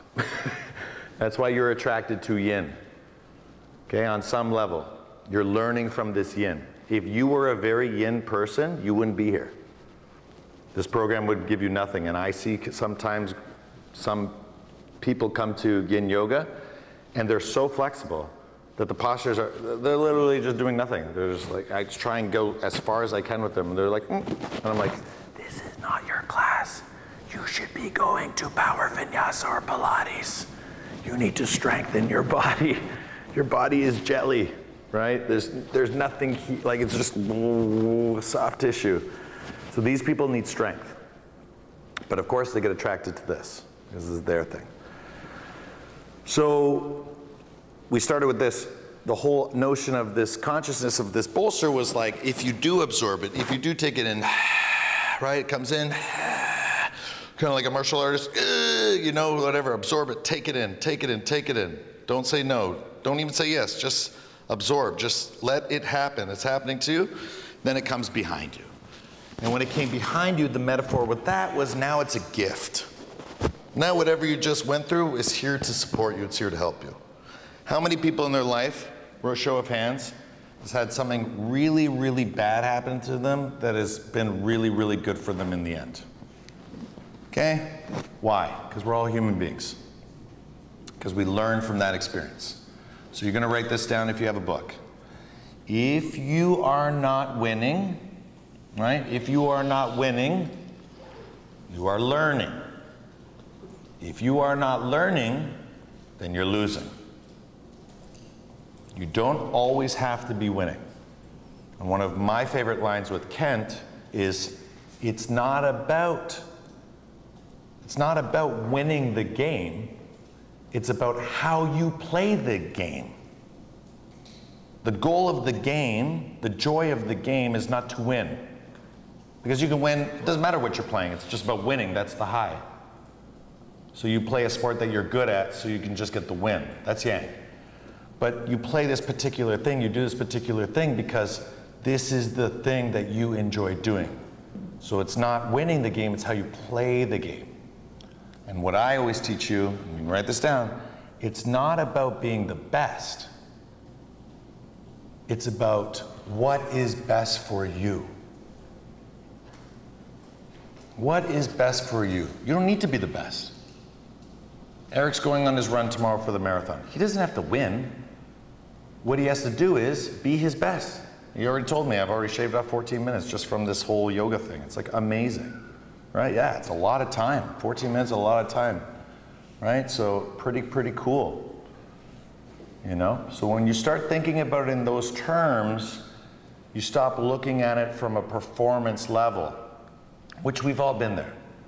And you start looking from a place of optimization. The book talks about that. So when you open up your book and read your book, Bernie Clark really talks about the point of optimization. And if you go past that point of what's good for you, you're gonna end up in degeneration because you're doing too much. It's too hard on the body, which you can say stress is good. It is, but There's a point where there's just too much stress and it's just not good. But you do it because you have to perform or because you need to work or whatever. Like he has to wear steel toe boots. He has to do it. There's nothing he can do about it. What he can do about it is wear toe spacers, do toe squat, get an insole, get a vibration board, go home and put his feet in Epsom salt water. You see what I mean? He can do all these other things that can support him because he has to do this thing. It's fine. Sometimes when we have to do something, it's okay to do other things that will help compensate it. Okay? So I think the important takeaway from that part of it is just always see, as like Uncle Jeff, my teacher taught me, suffering is the gift, right? The gift is suffering. Don't chase suffering. Don't just live with suffering. But when you have suffering, you can transform it by seeing it as a gift. But in order to do that, how do we do that? You have to be grounded. First, you can't see the suffering as a gift right away. If Paula leaves me tomorrow, I'm not going to see where the gift of that is, right? Right? But if she leaves me tomorrow for some strange reason, right? In order for me to understand that as a gift, I got to be grounded. I got to then grow. And then from growing, maybe it's the things that, the reason why she left me. I wasn't mature enough. I wasn't whatever it is. I have to grow. Then I can understand the gift. Right? Then I can understand the gift. But it's not because I want to understand, I want her to understand it. That's why the giving is all about surrender. It's not like, oh, Paula, look at me, I've changed. Come back to me. No, I just do it for myself and I surrender the need to want to show her. She'll come back because she sees it in me. If I try and show her, that's probably the problem. You see what I'm saying? So this whole idea is it's for ourselves. We're doing all of this for ourselves, okay? So that was the first part. The second part of the teaching was we started to go into the place of where is your pain? And that's what we're going to talk about today, and we're going to look at the asanas today. Where is your pain? We all have pain in our bodies. Nociceptors, evil things in the world. Love them, but hate them. However, if you did not have receptors that did pain, guess what? You're actually at more of a disadvantage. Me and Kent talk about this all the time. If you were to have no pain, and I don't mean like morphine or ketamine or marijuana where it's like, oh, I'm just high or drunk, you know, like not that kind of no pain. Not like the fun euphoric no pain. I mean like a knife goes in your hand, you don't feel anything, right? You hit a corner and you feel nothing. Like there's no feedback. There's no like consequence. There's no like reinforcing that. Hand on stove. If you didn't feel that, right? If you don't have that feeling, right? Imagine what life would be like. Imagine how dangerous life would be to you, not knowing that pain is actually keeping you safe. However, when we're in too much pain, we keep it too safe. Right? We start playing too safe. And that's where things like yin yoga are really beautiful, because yin yoga allows us to kind of be with the pain, learn from the pain, understand the pain, and not just try and suppress it, dumb it, you know, put it down, ignore it, keep going. It allows us to kind of get into it and feel it and say, you know, what's its story? What's this thing that's happening? So what I would like to do is I'd like to take a little break right here, because this next part of the practice is going to get us into it. I want you to open up your books, if you have your books. If you don't have your books, that's okay. We're going to be in partners. I want you to open up your books to the page 53. Page 53, you can dog ear it, or if you have you can have a bookmark. So this is where the asanas are. This is my favorite page. This page is basically all of the postures, okay? What I would like you to do is I would like you to get with your partner. I would like each of you to discuss what your pain is, what it is for you. Just pick one, right? You don't need to go through the whole like, oh, well, but if it is that, then go with that. It's my whole body, great. But what I would like you to do is get with your partner, tell each other the story of your pain, like where is it? And then I would like you to work through by showing me what do you think the top 3 things you should be doing for your body, okay? That's the first part. So what's the top 3 things, okay?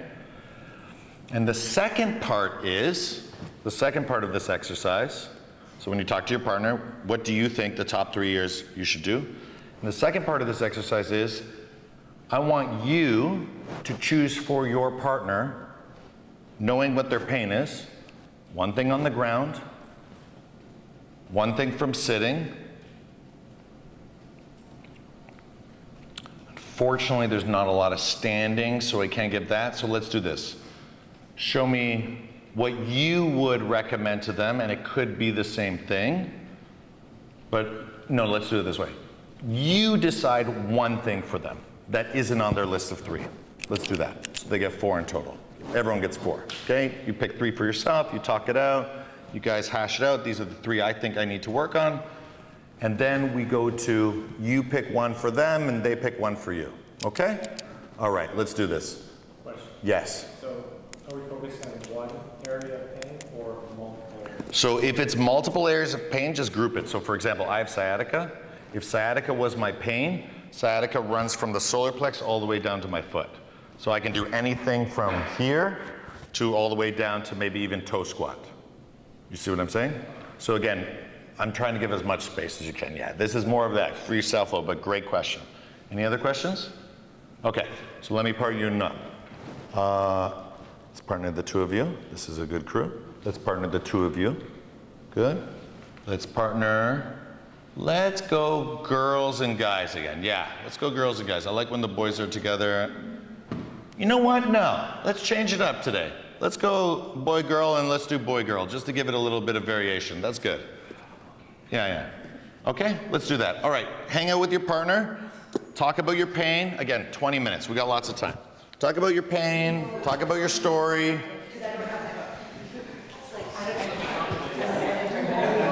And then start to go into... Oh, yeah, that's good.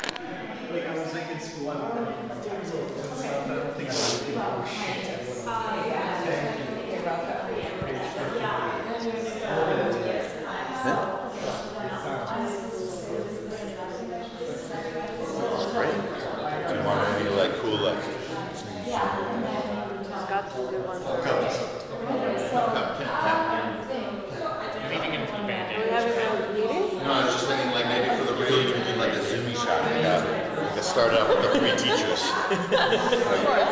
Okay. Obviously. Yeah. For real, we can do room meeting today. Like 3 teachers.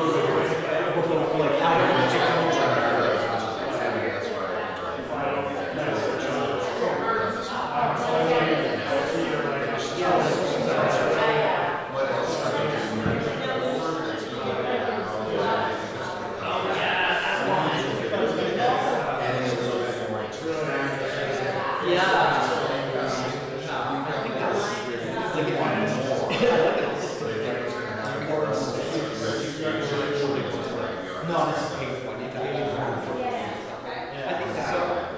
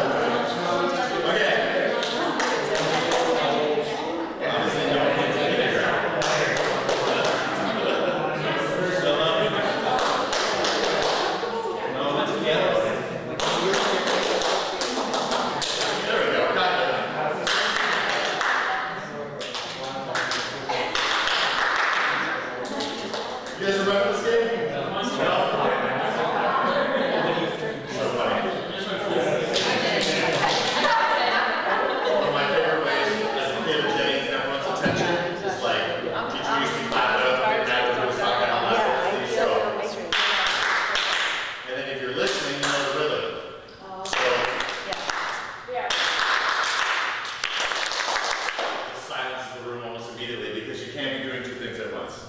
So it's amazing. Thank you, everyone. Beautiful. Okay, so super cool. You know me. I'm always cool with the extra. Is that an extra? Oh, I need my mic. Amazing. So let's go through it. How did we do? What did we experience? Sue, Eric, what do we feel? So should I talk about Sue? You could just talk in general, yeah? Yeah, so I mean, we, like if you'd asked me 2 weeks ago what my biggest point of pain was, we both would have said the same thing. Yep. Hips. And it was the last class where going through the transitions in the ansas where, you know, I haven't had to do that much. I've been doing yin. You know, you might do 3 or 4 transitions in a class. And I was able to kind of cheat my way around it by just doing the Homer Simpson, whatever, right? And so my biggest pain ended up being my feet. It was something that I was avoiding because it was truly painful, like to get into a squat or a saddle or anything like that. So like I avoided doing the yin pigeon, and I would do the deer pose style of pigeon where you're on your hip, and I never even tried to do the pigeon again until this class, and now I do it all the time because it was that focusing on addressing that pain, like kind of not, you don't want to say it's not attacking your end game, you're doing it very slowly and methodically and mentally. Totally. That's what this class today was kind of, oh my God, you actually just have to go in and do that and not just shuffle around it. That's right. So we don't break down, we don't break up, we break through. It's all about the through. So the through came to me, and again, say, where did you learn this? What yoga book did you read? It actually came from a childhood book called Going on a Bear Hunt. Going on a bear hunt. Speaking of clapping, gonna catch a big one. For some reason, kids are hunting bears back in my generation. It's just hilarious. Oh no, we're not scared, right? Some big, tall grass, right? And it was always embedded in my mind. Can't go over it, can't go under it. Oh no, gotta go through it. And there was always a sound effect, like shoo.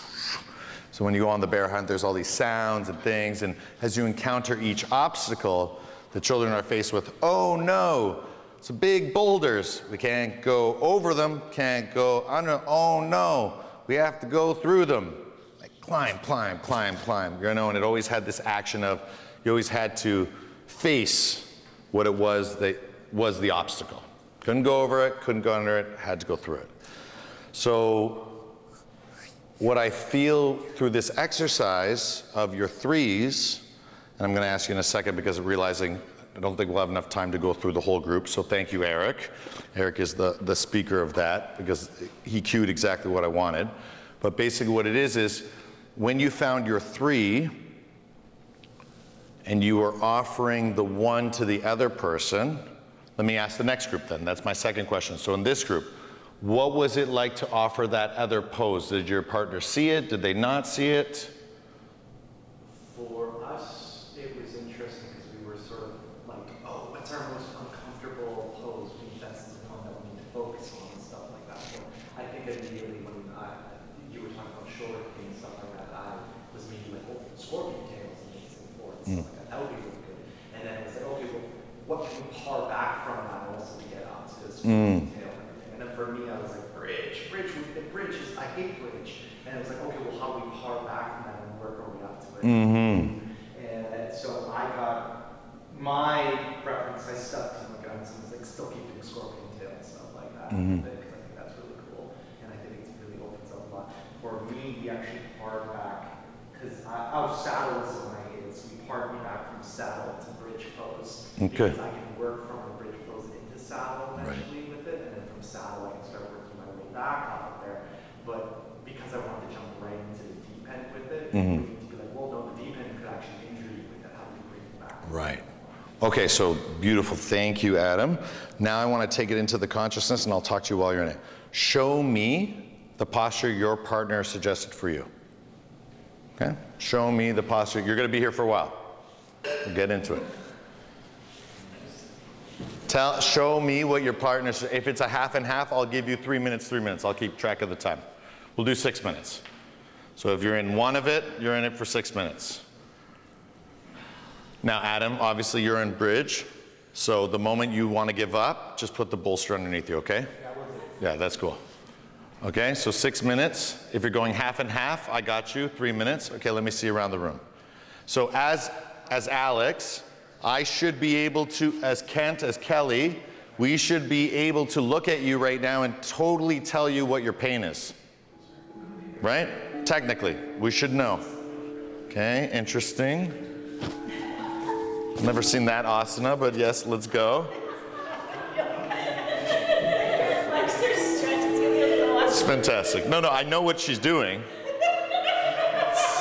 It's just like I said, I haven't seen that one in the book, but hey, new modification. No, for our book, we'll put it in there. Andrew, of course, very nice. I would sit up on your bolster for that one. Get yourself up. Beautiful. Oh, really? Huh. Cross your leg. The other way. So why we cross the leg is because it'll just pull a little bit more. See? Yeah. Yours is a funny one. Trying, yeah, you are definitely trying to do saddle. You could use some work with that one, okay. So we have this one, yes, of course, Sam. Sucks. Don't worry, brother. You can put this under anytime you want, okay. So let's just leave it under. I don't want you to force it. Just leave it there when you're ready. You can always push up. All right, obviously, Eric, you're here, which is good, but what we're gonna add to you is a bolster in front because this is a long time. Okay, those who are doing one side, you're halfway there, no worries. And I think we did 2 bolsters for you last time. Okay. All right. Oh, of course, right? Yes. Of course. Yeah. What happens when you encounter bears on the bear hunt? When you encounter what? The bears on the bear hunt. It's so funny. I don't remember the story. I don't remember them killing the bears, so I have no idea. What happens? Yeah, little kids' books. I don't know what happens on the bear hunt. I can't remember the bear hunt, the book. Like, what happens? Do they kill the bear? I'm not sure. Switch sides. Okay. So look at me, honey. As you do this one, let's go onto our hip. That's okay. You're fine. You're safe. You just got to trust it. Okay. There, stop. Deer. Okay. Okay? Okay. Now do pigeon deer. Go down. Go down. Okay. Go back down. Go. Good. I'm going to leave that leg. What am I doing? Like, There you go. okay. All right. Go this way. Okay. How's that feel? Yeah. Better? Oh, yeah. Way better, right? Okay, let's master this one first. You know what I mean? Yeah, yeah. The other one's going to be too much for you. Okay. Let's get to 5 minutes here. All right, for those who are in one side, let's switch it up. Go to the other side. You got it, buddy. Right? Yeah. This way, right? Again, like I No, keep going this way. manhandling Okay. you. It's like, come on, Okay. Sue. I know, I can do Let's it. go. Okay. Stop protecting yourself. All right? Eat it. Eat that pain, as the Buddhists say. Eat the pain. That's it, Andrew. Eat that pain. Beautiful. Okay? One group that's equally mean. What is what? There's only one group that's equally mean. Yeah, exactly. So.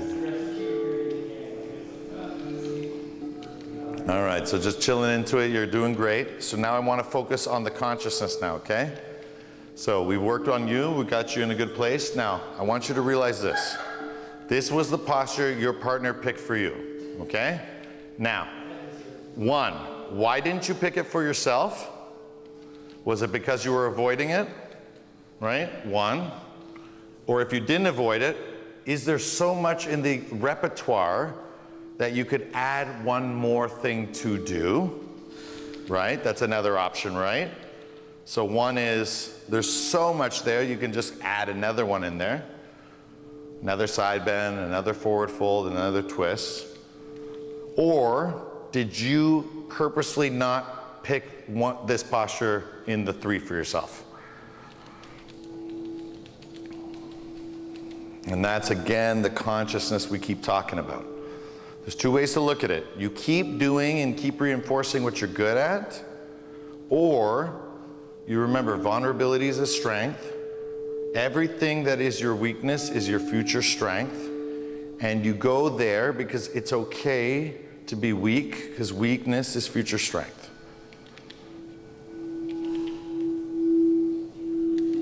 One more minute. One more minute. All right, just let it through you. Because at the end of the day, all of this will melt. All of this is going to melt.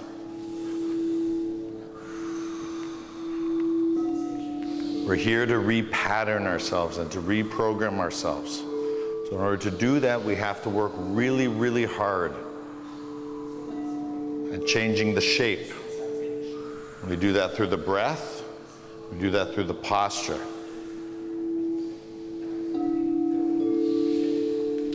We have to liberate the spine, free the spine.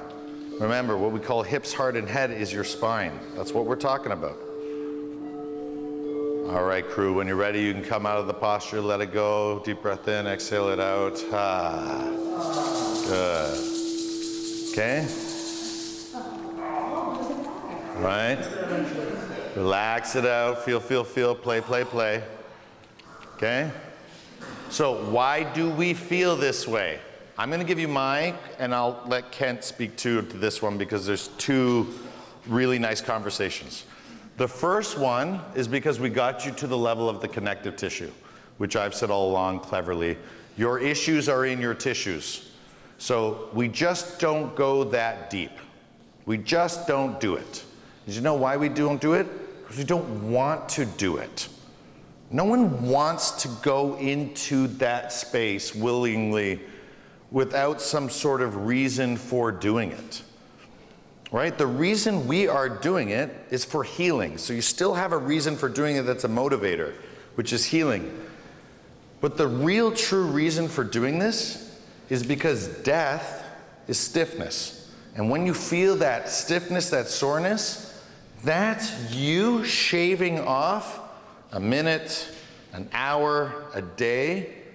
If you were to die of natural causes, that's you shaving off a moment of your death. That's you shaving off a moment of your future experience of complaining, not being able to walk, not being able to do things, and being okay with it because you're old. But you don't have to do that. When I was in India, one of my teachers was 104 years old when I met him. I was 27, okay? I was 27 years old, I think 106. He could out-asana me. He was happier than me. He had seen all 4 of his children die. That's how old he was. He had seen all 4 of his children die. He was hilarious. He wore a wizard's cap, like this, a big triangle hat, like a gnome. He was like the skinniest person you've ever seen. He's like skin and bones. He owned nothing. He lived a life, had a wife, had things. Started yoga at 74? 77? Just imagine a regular Indian person. Just a regular dude. But we're talking when they take the cloth, like when they go full Baba, we call it. When they go full Baba, we're talking like that's it. No more grocery store, no more house, no more nothing. You're with Shiva, you and Shiva, you beg for food. Like everything is an offering, everything is a gift. So this man put in 30 years of yoga when I met him. So I, at that point, had put in, I was 27, so I'd put in, whatever, 8, 9 years. He was so funny. He was so hilarious. I remember, he started laughing. He was telling all these stories. And Vishwaji was translating. And then, you know, he would say, like, who's the most flexible person in the room? And then one of the girls would raise her hand. He's like, can you do this? And he'd, like, take his leg and, like, put it behind him and, like, lick it. And he was just doing, like, funny things. Like, it was so funny to watch him. Yeah, he was just a joker. He was so funny. And then he wanted to take pictures with everyone because he, like, really took a lot of pride that he was getting so old. He wanted to live till, I think it was a sad story. I think he wanted to live to, like, 116 or something, but he died at, like, 108 or something. Like, something ridiculous, like, super old. But anyways, the beauty of this teacher, what I always remember was like, they're starting at this age. If you put in the time and energy at your age, like, you can't even imagine. You just have to see it. And for me, I saw it, so I'm trying to share with you the teaching, right? Just start now. Just start now. Put the time in now. Put the energy now. Whatever it is, dedicate yourself to it. Focus on that. Follow the path, right? Keep going, keep feeling, keep experiencing. And that soreness, that stiffness is going to start to disappear. All right, that's what I wanted to say.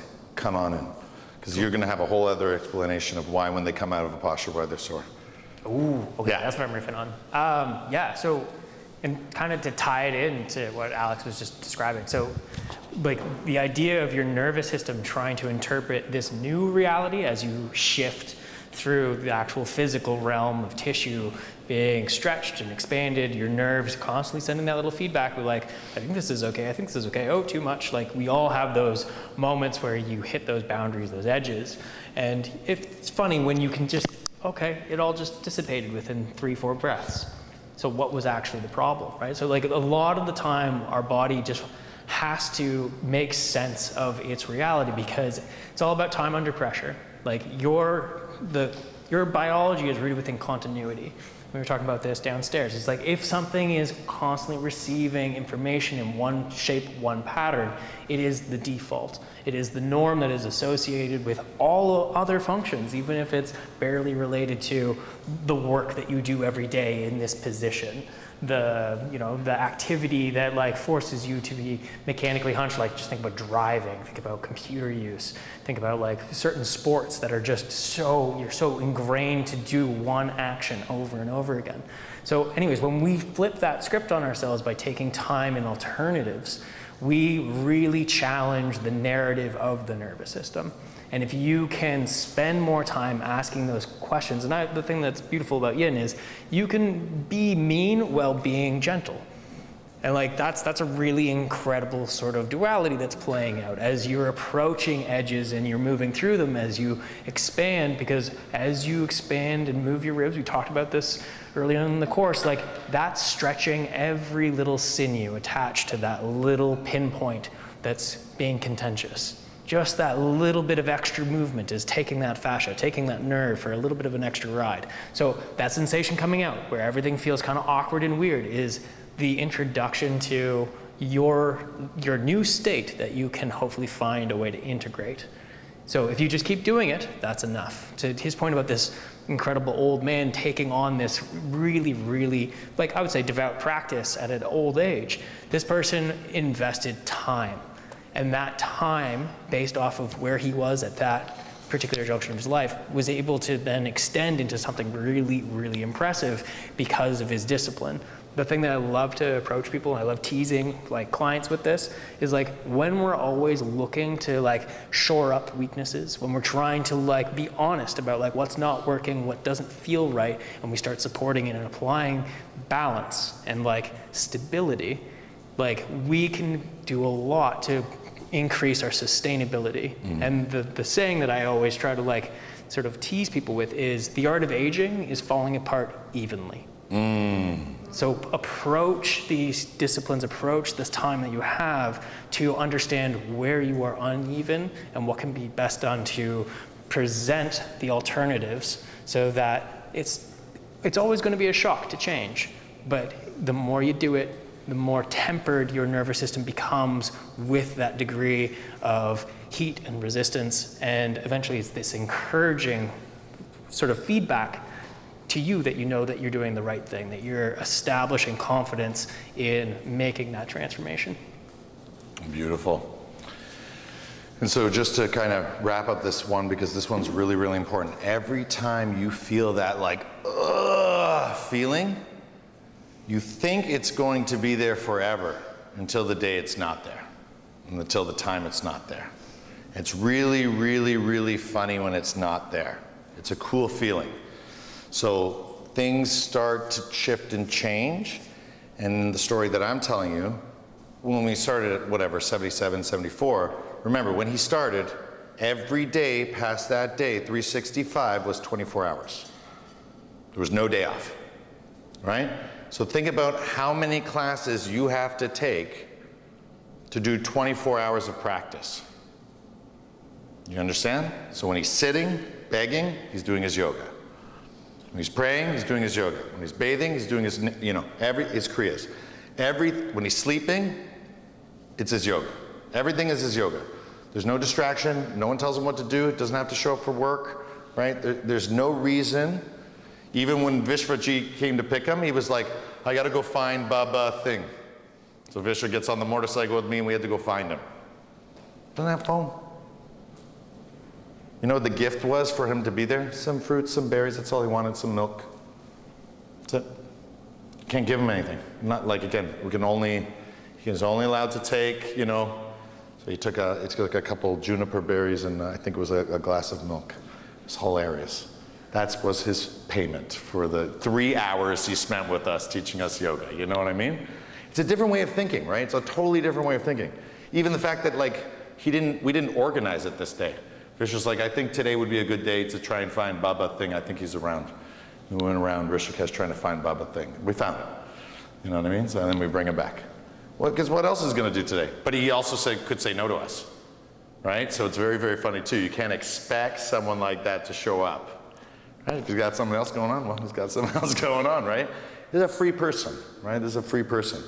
So that's that. Okay, I'm going to transition us again unless you want to say anything else about this whole, when they come out, keep listening to it, obviously. See where it comes up in your mechanical life. Yeah. Because that's often the thing that we have a hard time connecting. Is like, okay, I've just exposed it, but where did it come from? Yeah. And often what you'll find is like, okay, if the shape, let's just be super basic with one position. Here we go, lateral flexion. Like, what is the shape that puts me in the opposite every day? Is it like, you know, holding that baby, you know, like hanging out in that one position all day where I'm just like on the computer with one arm? Like something is creating that need for that intensity. And so if you start interrogating yourself, if you will, like taking that energetic inventory of what your life looks like in action, in practice, then all those sensations can have a tangible foundation for you to start exploring and expanding upon. To his point, like this guy is always doing yoga. We can all always be doing yoga. We would fail in capitalism, but that sounds nice. But it's a format of functioning that you can bring intention to what you do wherever you are. Yeah. And it's a gift, it is a privilege, and it's beautiful how intrinsic it is to the human experience when we allow it. And that seems to be, in this man's case, a personal choice. Beautiful, thank you, Master Kent. So now what I'm going to do is I'm going to transition us. I'm going to transition us now to the book. So those who have the book, great, but it's okay, I'm just going to call it out. So I just want to get you kind of started with it because again, it's all there. All the information is there. And I will probably make a personal trip to Alabama to go see my friend Costa to continue the kind of Chinese medicine Taoist approach to all this, like level 2 stuff, because it's very cool too. Again, keep working with Kent on the anatomical and continue to work all these systems out and the consciousness that it all is. Because it takes a lot of time to absorb all this information. And that's kind of why I keep these trainings to 5 hours, because it was a psychological phenomena of why McDonald's, why Starbucks, why all these places only hire and shift work is this time. Because with this amount of time, it's the perfect amount of time. Like again, you're almost exhausted, but not quite there. But if this was 8 hours, if this was 10 hours, my teacher training all day, every day, it gets like the knowledge just, you're not absorbing it. It's too much. So to get the most out of it, they say about 4.5 to 5 hours for a person. That's why even lectures are 3 hours, because you want the students to absorb it. But once you start having back-to-back lectures, it's very, very hard for people to retain knowledge at the level it's being disseminated. So that's why. Okay, so now we're going to go into the books. We're going to look at the first posture. So on page 58, someone can have my book, so you two can borrow that one, great. So page 58, Anahatasana. So me and Ken are just going to double team this one again. So Anahatasana, right? So this is a heart opener. It's like child's pose, but it's a little different. It's a little bit more forward folding. So what you're going to do here is you're going to allow yourself to come up, either toes curled or toes uncurled, right, from a tabletop position. Do I want to do this right now? or maybe I'll save this for next week. Okay, let me pivot. Let me go to the bathroom. Let's give a 5-minute break right now. Let me think right now, because I have to think what I want to do, what I want to save. Let's take a 5-minute break, give everyone a little energy, and then we'll come back, okay? Sounds good. All right, perfect. I have to think, what do I want to do next week? What do I want to do this week? Because I could save this all for next week, but I can do. So here's the option I'm looking at. So I'm either looking at going into the book and going through some of the postures they said to see it, understand this, and then they can apply.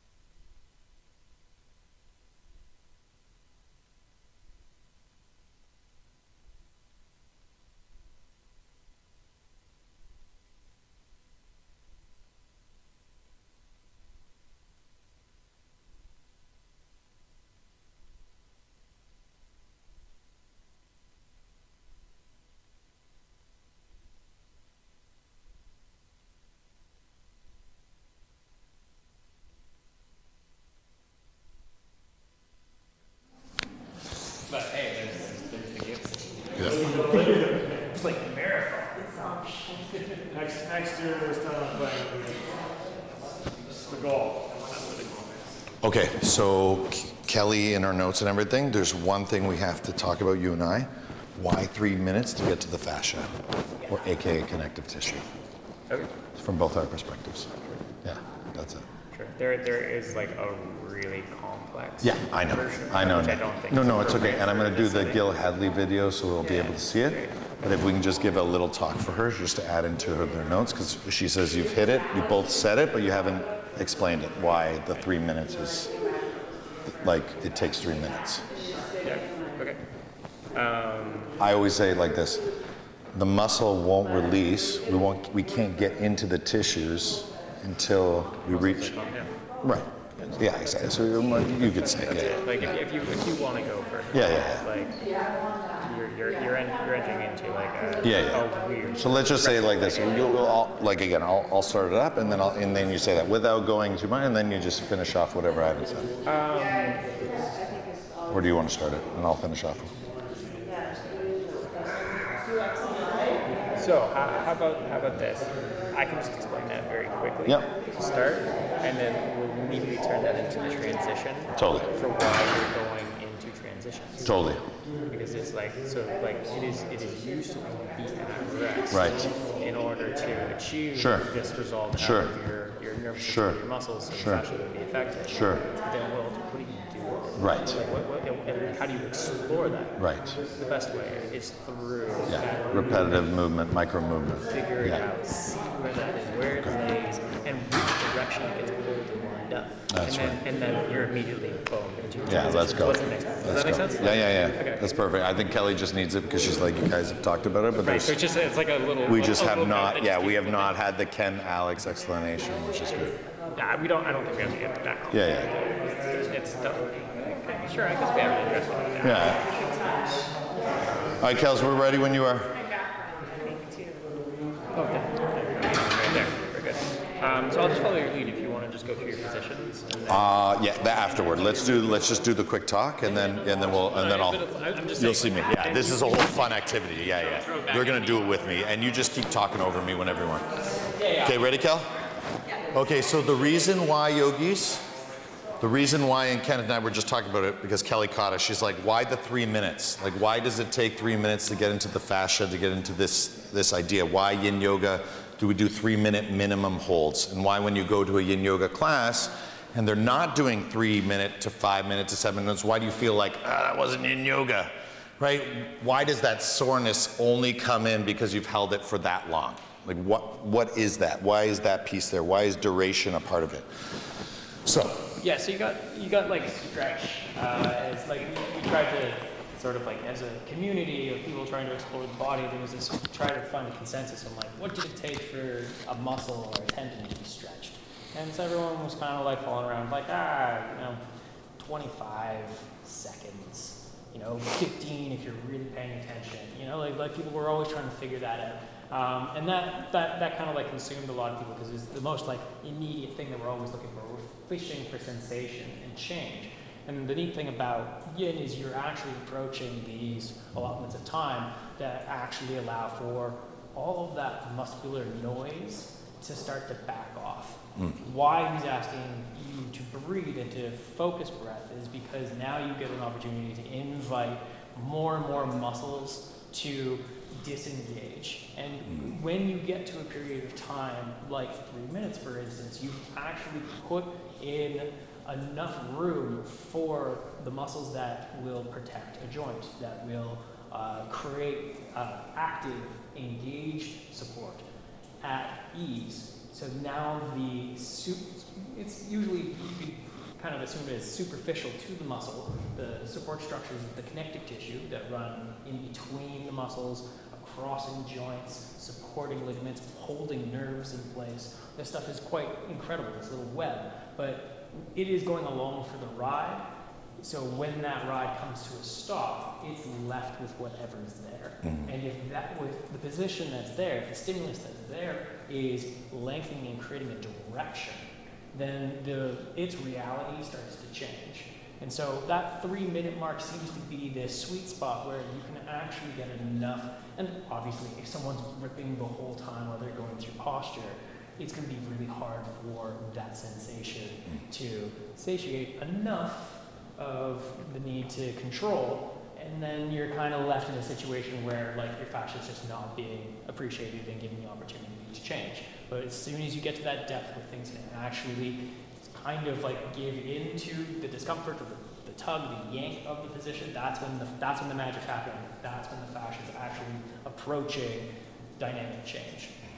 So like, yeah, 3 minutes is, again, people are throwing out guesses based off of what they can interpret, and every body is different, but it is a nice, safe guardrail to sort of like organize time with.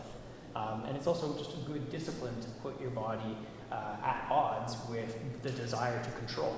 Yes. Right? And that's what, like, if you have something that's sort of passive, to the whole philosophy of yin here, like if it is passive, it is so hard for it to assert itself or to alter itself because it is at the dictates of something that is in that active control.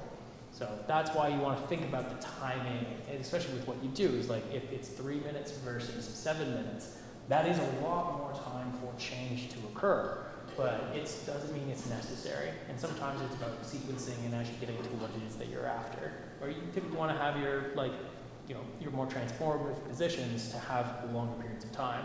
But be mindful of what they are, because if they are really disruptive, then that could be a lot for a body to interpret on the other side.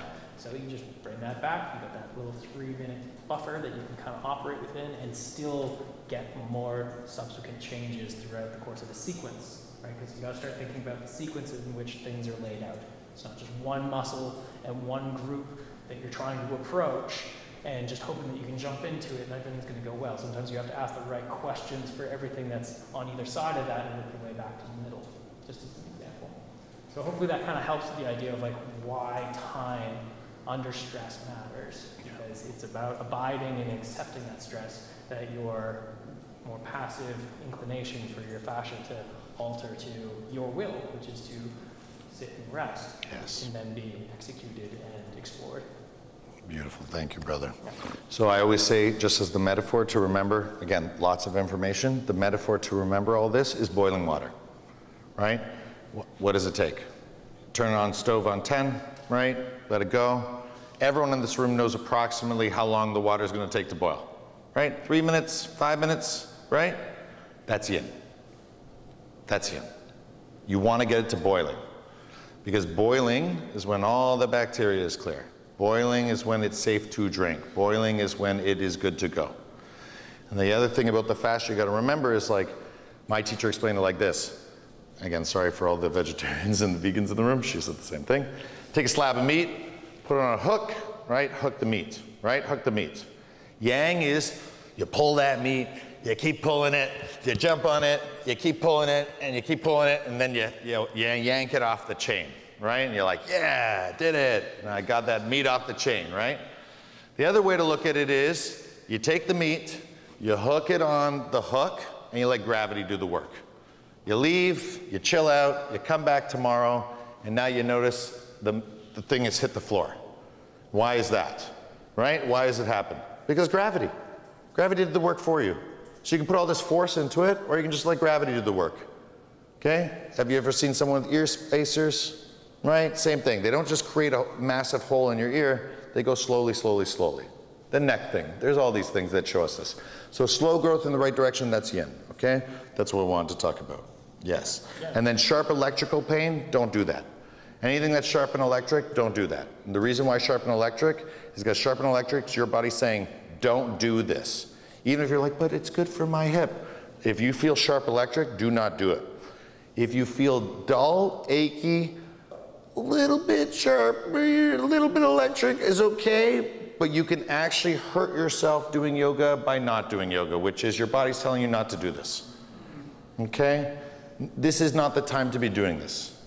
Maybe you need some rest, maybe you need some time off. If you're just gonna push it, like I did, you're gonna injure yourself in yoga by not doing yoga. You're gonna create a bigger problem for yourself. So an interesting cue when it comes to like the sensory. Oh no, it's okay, brother. Yeah, when it comes to like the sensory relationship to what fascia is like when it is being changed, is a lot of people will describe it as a burning. And if you think about friction, right? Like this is basically a bunch of really like finite tissues moving with each other, and they kind of like slide and glide on each other. And when they're really thick and they're really dominant in a particular chain, because, you know, I stand on this leg every day, and this muscle is just like, yeah, we just thicken that up, no problem, we can save tons of energy. So when that is under a state of change, it can feel like a burning as these very fine sort of like mesh fibers start to actually glide and move across each other. And it reorganizes them in, hopefully, the direction you intend, which is often, you know, the alignment of the muscle. You know, if this muscle does this, going through flexion, I want to make sure that any scar tissue, fascia, connective tissue understands that this is the direction to go. If it's going sideways and I'm trying to go like this, I'm going to have an inefficient relationship down the chain of operation.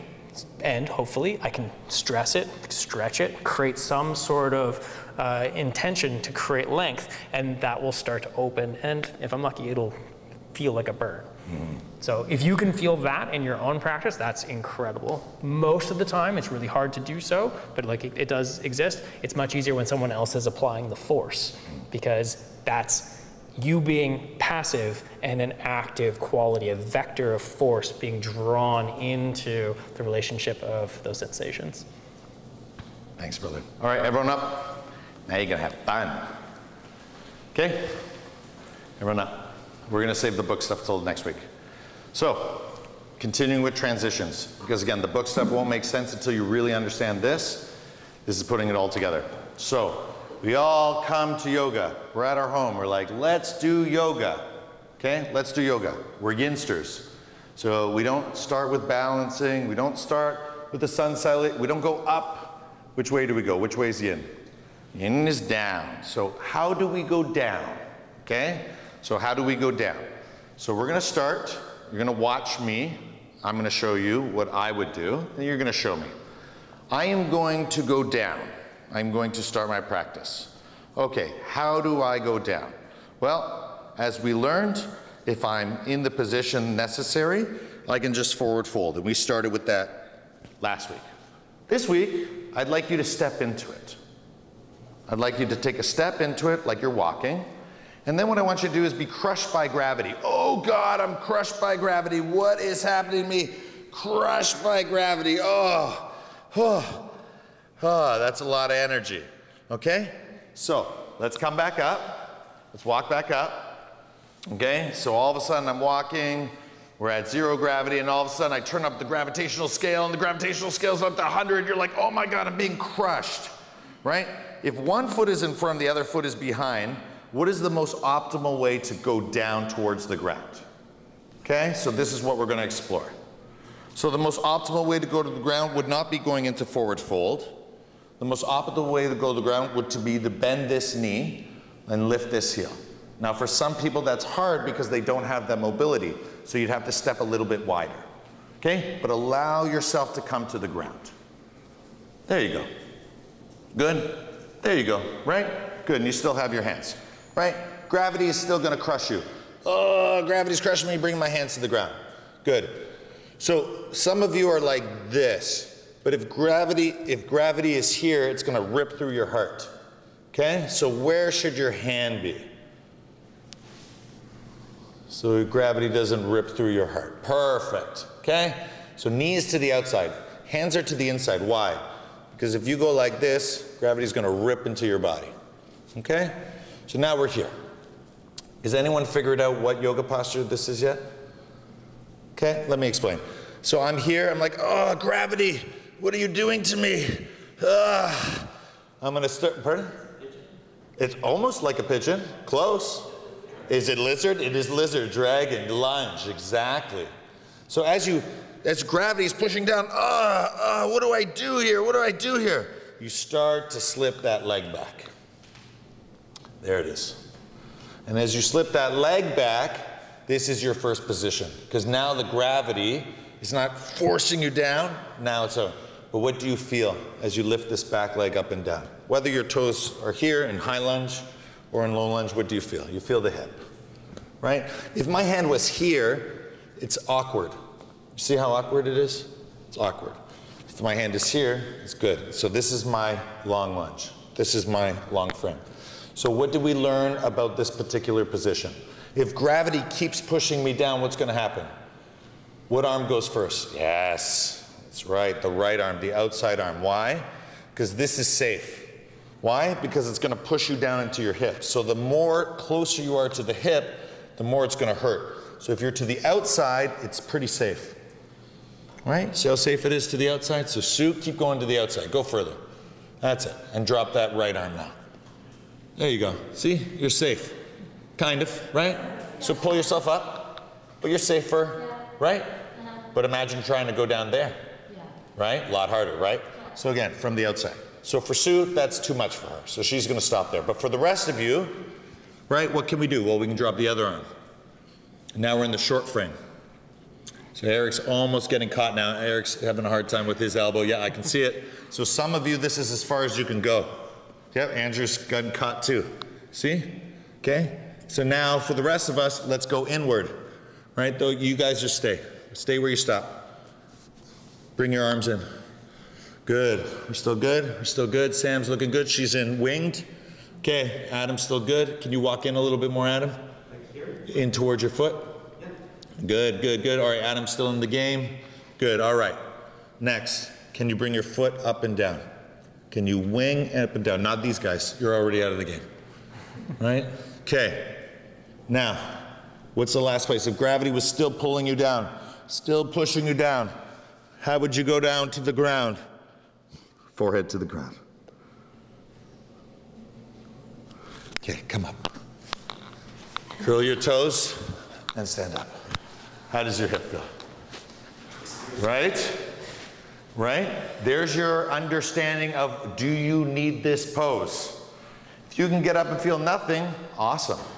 But if you feel something, you need this pose. Okay? So now we go again.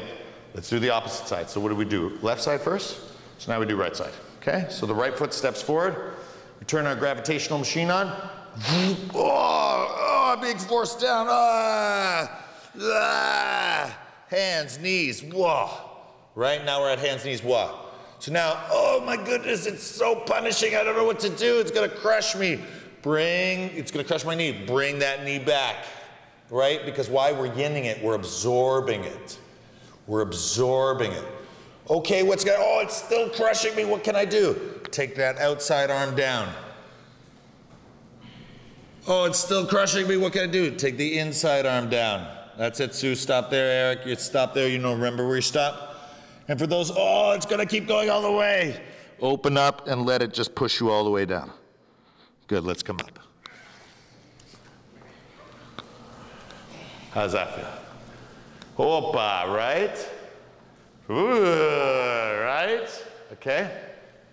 So you got to remember, all of these postures have a purpose. This is not something that you will see on the internet. You'll be other teachers. This is something that I literally have created over time and space of climbing mountains and doing yoga in every space. Okay? So basically it starts with a single step.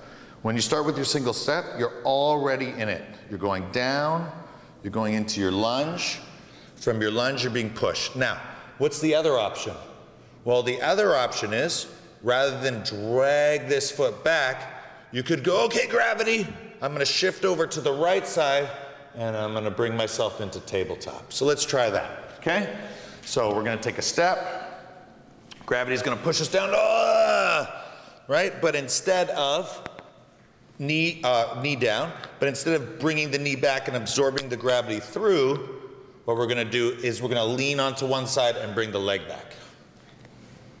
That's it, super easy. Okay? You think your grandmothers could do that? Absolutely. Okay, let me see it one more time. Step forward. Okay, and notice with Alex. Alex always either does two changes. One, if you're really tight, I always say lift your hand and replace your foot. The other one is just go to the outside of the foot. A lot of yoga teachers teach the inside. That's for males. That comes from males. That's a whole other thing. Okay? And then we stand up. Right? Lean, step back. Okay? Forward we go. Down, tabletop. Let's go. Boom. Sue, outside. Arms on the inside. Yeah, you're getting that narrow vision. Try it again. I saw it. Hands to the inside. Yeah, there you go. Give space for your hip. Good. okay? So here we are, now we're in tabletop. Tabletop is everything. This is your Swiss Army knife. This holds all the secrets, okay, of everything. It's one of those things that transitions to every posture, okay? So if I open up my knees and touch my toes, where am I heading? Child's pose, okay? As you were about to see, if I lift my hips and climb my fingers forward, I just said it, I was going to teach it, but I just want to show it. I'm in Anahatasana, heart opener. Okay? So let's push back child's pose. Okay? Beautiful. Let's come back into my tabletop. If I walk my hands 1 inch in front and I drop my hips, what posture am I in? Seal, upward dog, whatever we want to call it. Right? Beautiful. If I come back to tabletop, curl my toes and straighten my legs as I push back, what am I in? Downward dog. Correct. If I bring my knees to the ground and I take my right knee to the outside of my right ankle and I take my right foot to the edge of my left hip, what pose am I in? Now we're in pigeon, right? If I drop my hip from here and I sit down onto the right side, what pose am I in? Oh dear. Deer. Oh dear. Let's go back through deer, through pigeon, curl our toes, push back into down dog. Good, and let's walk hands and feet together into dangle. Good, and let's come up. Yoga is teaching you how to move. Don't look at the postures as postures that are off in all these different worlds. All these postures are like the alphabet, A through Z. And as Kent and I were talking about, as you understand the transition postures, this is what's most important, because all the asana is born of these transition postures. These are the most important ones. It's the ones that you'll overlook. So let's go through them again. I'm coming into this yoga thing. I'm going to step into my yin practice. I take a big step with my right foot. The gravitational machine starts. My hands go to the inside. I let my left knee down. Beautiful.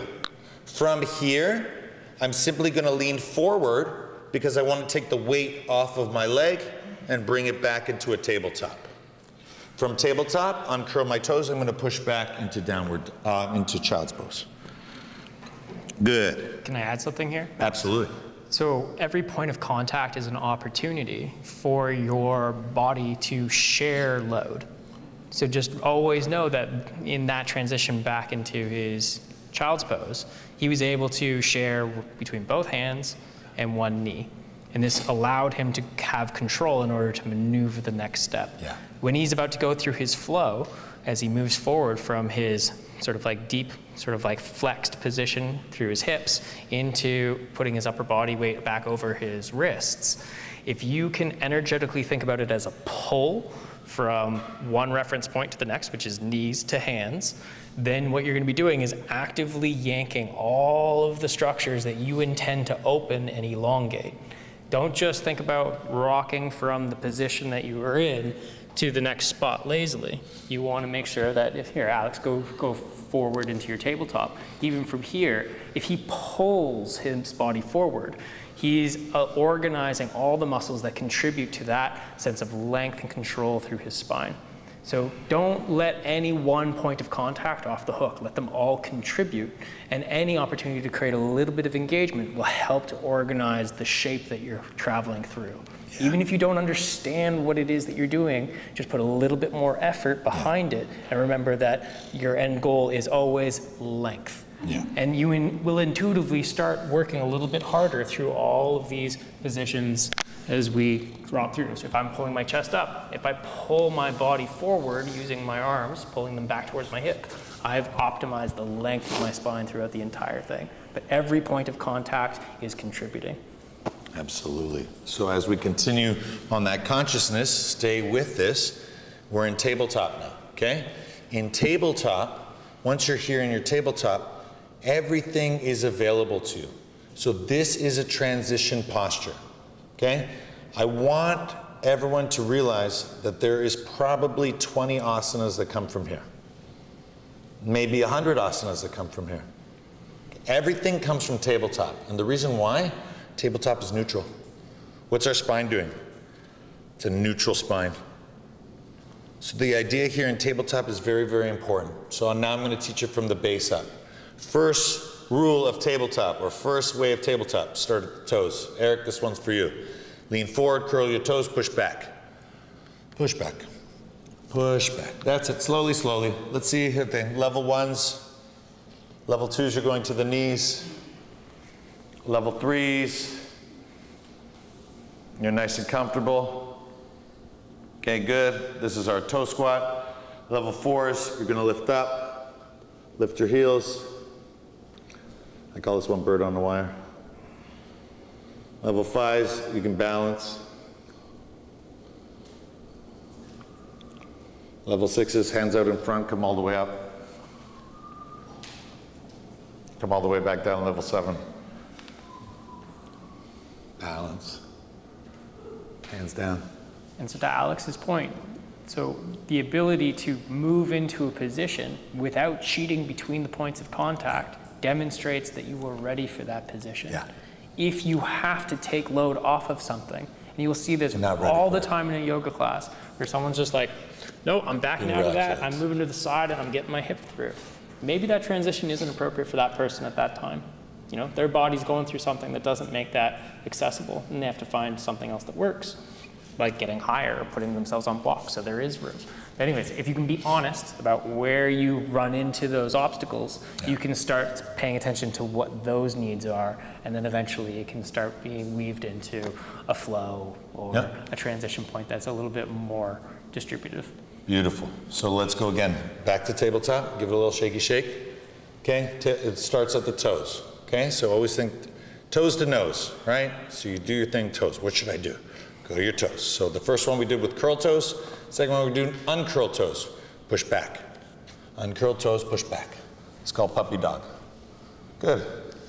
Walk it up. Thunderbolt. Okay? Everyone knows this one. Saddle. Right?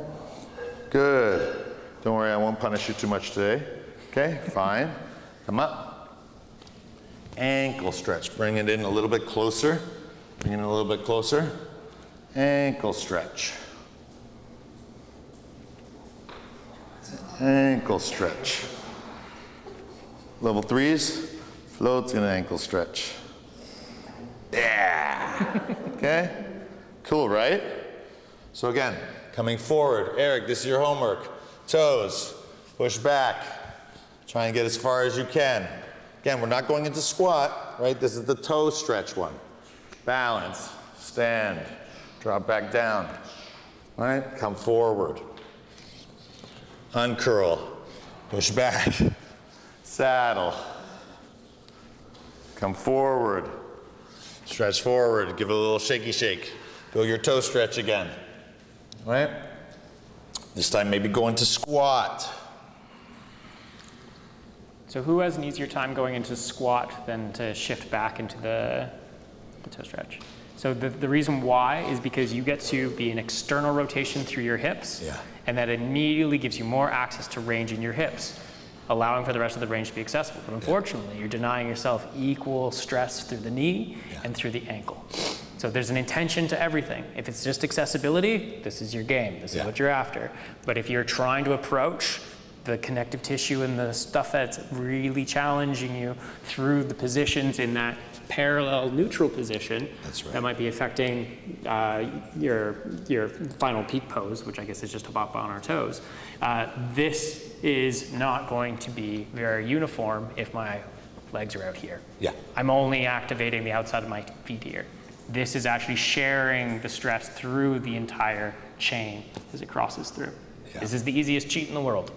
So always acknowledge that, like, you know, there's nothing wrong with being out here. It's just you're trying to move towards something that's more distributive. Right. So that's where we start to work on it more and more. So as we come back now, uncurl. Let's go ankle stretch. Okay. Okay, hold for a minute. Right? Curl. Remember, we're always curling. Whenever we go back in the saddle, everything, it's always a curl. Yeah, there it is. Look at that face. I love that face. Take a picture of that face. That's the one I want to remember. Good. Okay, come forward. Shake it off. Toe stretch.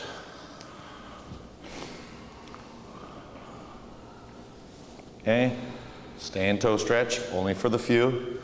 Push your hips up. Push your hips forward, look up, camel.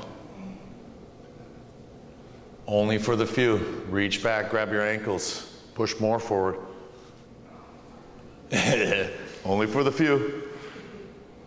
So if this is point pressure in your lower back, do not go towards.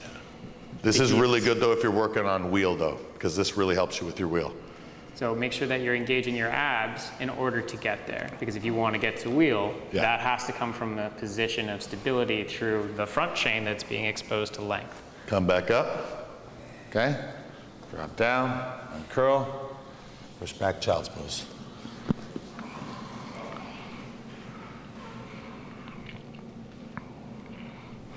Child's pose, come forward. Find your seal. Starting to get it? Way more connected than you thought it all was. They're not individual postures. They're all coming through. So that's it, Sue. So just bring into short chain. Short, yeah, beautiful, right? If you can't do straight, you do short. If you can't do short, you just lie down. Okay? Beautiful. So from here, right? Let's bring it all the way down to the ground. Relax. Good. Now we're here. What do we do here? So we're a scorpion tail. That's it. Again, I'm just exposing you to the movements. Remember, you're always one note away from the right note. There's no such thing as wrong. Other side. So don't forget the point of contact. The arm you're going over. Keep it engaged while you go over. That's right. Not 80%, not even remotely close to 20%, Good. but just enough. Pull the floor towards that hand. Coming back to center. Keep it safe. Good. Okay. Find your Sphinx. Okay. This one you've never experienced yet. It's a good one. Right knee comes in. Okay. Left arm out. Listen carefully. Left leg comes up. Reach back with right arm. Kick as you open your hip. Level 1, level 2. Come up and hold the back of your head. Look up towards the ceiling. Kick as you slide open. While you pulling kick, it still. While you kick, drive your pubic bone into the ground. Yeah. If your pubic bone is hovering off the ground, send it almost like you were doing a cat shape. Make love to the earth. Forward. Love that earth. Yeah. Push that pubic bone down. It gives you an anchor in the middle of the bow. Okay. Okay, watch me. Let go. Relax. Relax. Okay. Slide the other knee underneath it. Hand on knees. Twist. There you go. Start with the elbow. Always remember, start with the elbow. If you can't get the elbow to the ground, don't do the hand. There you go. Good. Coming back. Okay, watch. Slide the knee underneath. Slide the other leg. Sphinx. All right, here we are again. Left knee. Right arm. Lie down. Right leg lifts. Reach back. Level 1, cat pulling its tail. Stretch and open. Kick as you open up that hip. Again, like Ken said, push pelvic down. If you can do that, lift your hand. Create that ledge. Look up. So imagine the ridge here, guys. You want to keep twisting. So you're actually getting a stretch underneath your armpit. Like I haven't mastered it yet, but eventually my armpit will go flat. Kind of, if I can. But the feeling is should be neutral. Good, relax it down, lie down. Bring the bottom leg underneath. Bottom leg underneath. Right hand to the top of the knees. Twist. There you go. You see? It's all connected. They're not separate. They're here to master and harness the human body in every position possible. And if we missed anything, there's another asana to fill that gap. When I truly learned this, it was because I learned to teach you that there is, when I figured it out, supposedly there's 108,000 asanas. I was like, wow, that's a lot of asana. And what you realize is 108 is the same number on the mala. It just means infinite. There's an asana for everything. Good. Let's roll over onto right side, fetal position. Good. As we lift up, bring the left knee behind you, deer pose. Good. Good. Bring the other hand in front. Again, like Ken said, distribute the weight. Once the weight is distributed, knee, hands, shift. Tabletop. For Eric, toes. Push back. Relax. There you go. Stretch. Like I always say, play piano with your toes. Happy toes. Good. Nice feeling. Okay, back forward. Relax. Let's go for an ankle stretch. Reach back, lift up. Right. Good. Drop those knees down. Maybe go for saddle.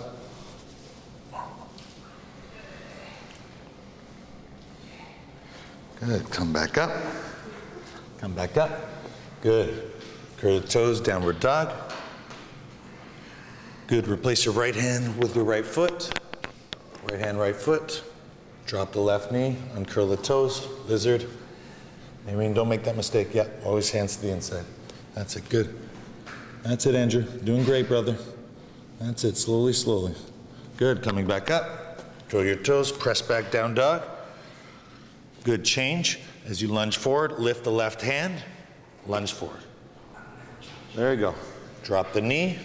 Hands to the inside. Lower yourself as low as you can go. There it is. Bringing that compression. Good. Coming up. Curl toes. Push back down dog. Let's sit into our squat. Find our squat. That's it. Sit back. Well done. Good. Let's forward fold. Dangle.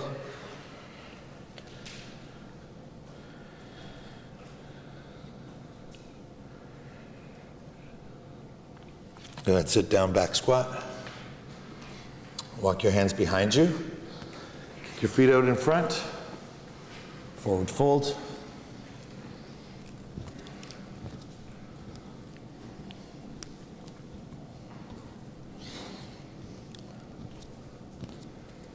Good.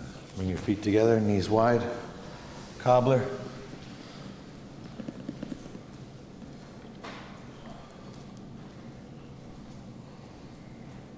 Good. Lean back. Bring right leg in front of left leg, square. That's it, just right in front of left. Again, we're not doing any advanced asana, just learning how it moves. Good. Coming back up. Take your front leg, place it over top of the knee. Give it a nice hug. Seated twist. Look to the outside. Great trick here with your Other breath. way, Adam. Outside. If you want to try Other something, way, Sam. use an inhale to think about length through your spine. Jen, other way. Yeah, go on, Ken. Sorry, brother. So, just you're gonna have your right. Oh, there you go. Yeah. But you want to think about using your inhale to lengthen up through your spine, and then your exhale to explore the rotation. It's hard to move in rotation when you're inhaling. So with intention of using the exhale to rotate, you can get further. Inhale to lengthen height, exhale to rotate around that axis. Okay. Watch me. Bring your knees together as best you can. As much as you can. Shoelace. Yep. Excellent. Yeah, that's it. Great. Absolutely, brother. The other modification for you would be straight leg, but we're just doing a little practice right now, exactly. Okay, okay, watch me, okay? Pay attention. This leg, top leg, I want you to move toward your top leg. And I want you to open up your legs, forward fold wide.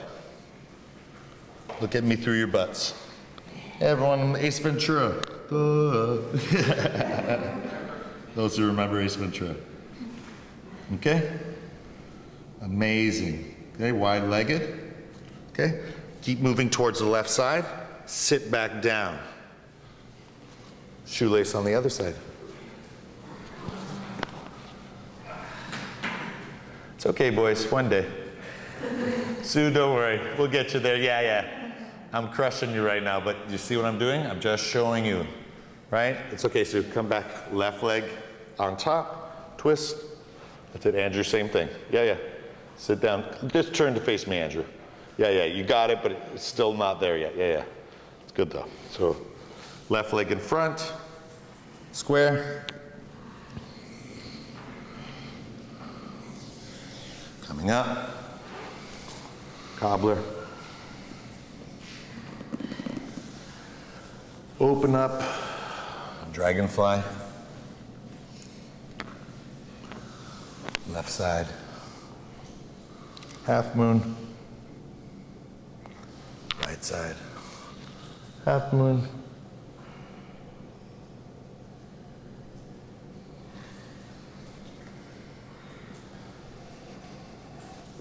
Come forward. Final asana. Inversion, which we call snail. Any way we want.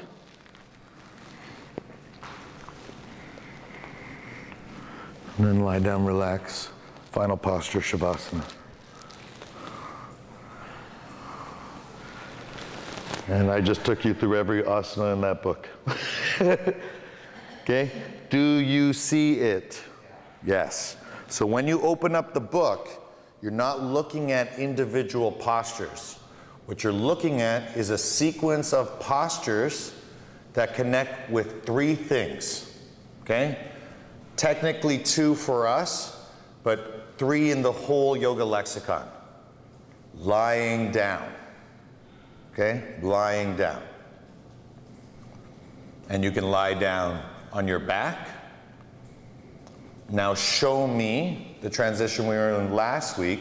Show me how to transition to lying down on your front facing me. Go. Use your asanas. Knees into chest is the secret. There you go. There you go. Twist. Excellent.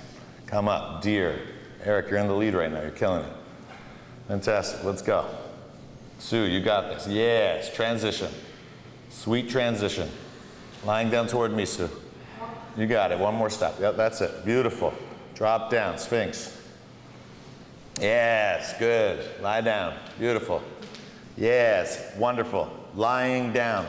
Everything happens from here. Okay? Everything happens from here. From there. Okay?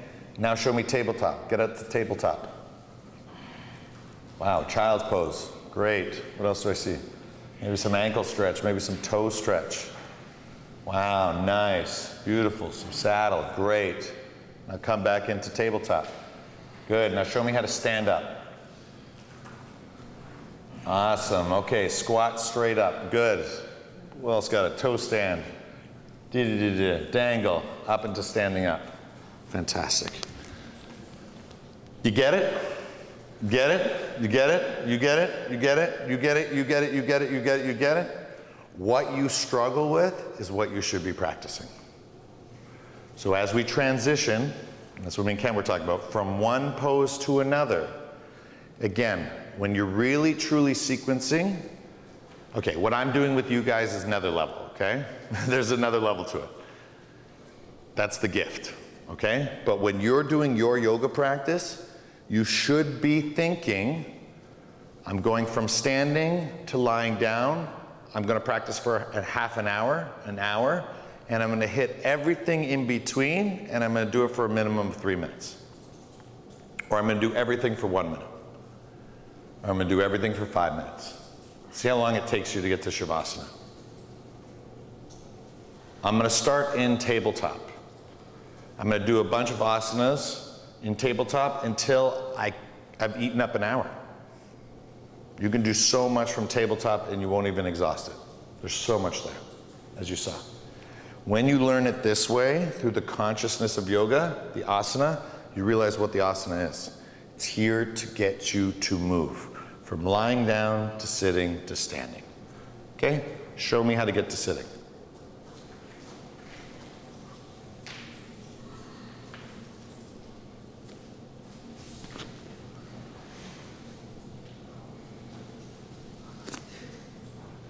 It's okay, Andrew.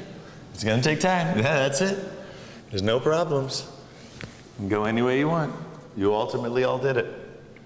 Okay? Show me how you want to be sitting is gonna be another question, right? Throw the bolster underneath you. That's right. Yeah, totally. Okay? So, any questions? Okay. What we're going to do next week is we're going to work through the whole sequence. If you have questions about a certain posture, I think for that one, Kelly will be obviously on the stuff, but I think if Kent, you're around next week? Yeah. So I think what me and Kent will do is throughout the posturing, we will do our best to come to all of you and work you as much as we can. I'll be very hands-on next week, as will Kent be. We'll do our best to try and connect with all of you during each and every posture. If we don't, it's because you're fine. You're doing a great job. But we'll do our best to kind of help you through it, okay? So you get some hands-on and then have some questions for us. Then we're gonna go into party mode. It's gonna be a blast. If you'd like to bring some friends and family, that's great. It's gonna be a beautiful practice, okay? You can also invite them at a certain time, if you would prefer that. If you just wanna do the practice yourself and then invite your friends, or they're welcome to come the whole time. I'm totally cool with that. I think it'll be a great time. So open invitation. Make sure you get your stuff to Naireen for next week. $10 for shirts, $60 for the hoodie, right? Whatever you want. If you want a white and a black one, the size and the saying you want on the butt. I think it'd be really cool to have different ones for all of us. That'd be really cool. Other than that, last chance for questions. Anyone? Okay. Let's bring our hands together in Namaskar Mudra. Okay? So what I want you to do now is you're going to do a Brahmari, and as you do a Brahmari, you're going to open up your palms to the point where you're holding a ball. Deep breath in.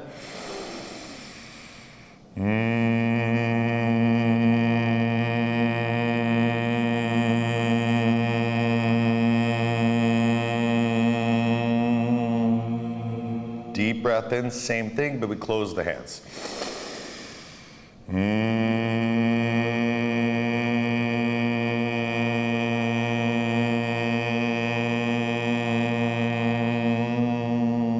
Take a deep breath in. Exhale, sigh it out. Good. Wash your hands. Wash. Okay. We go in again. 2 more times. 2 more full rounds. Deep breath in.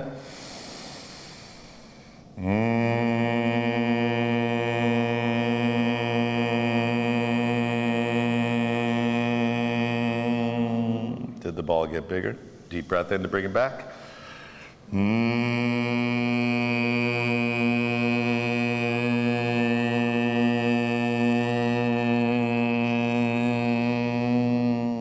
Deep breath in, sigh it out.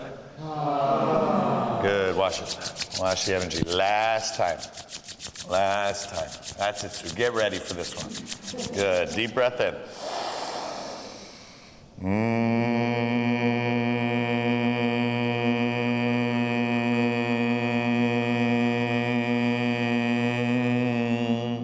Did the ball get bigger? Deep breath in.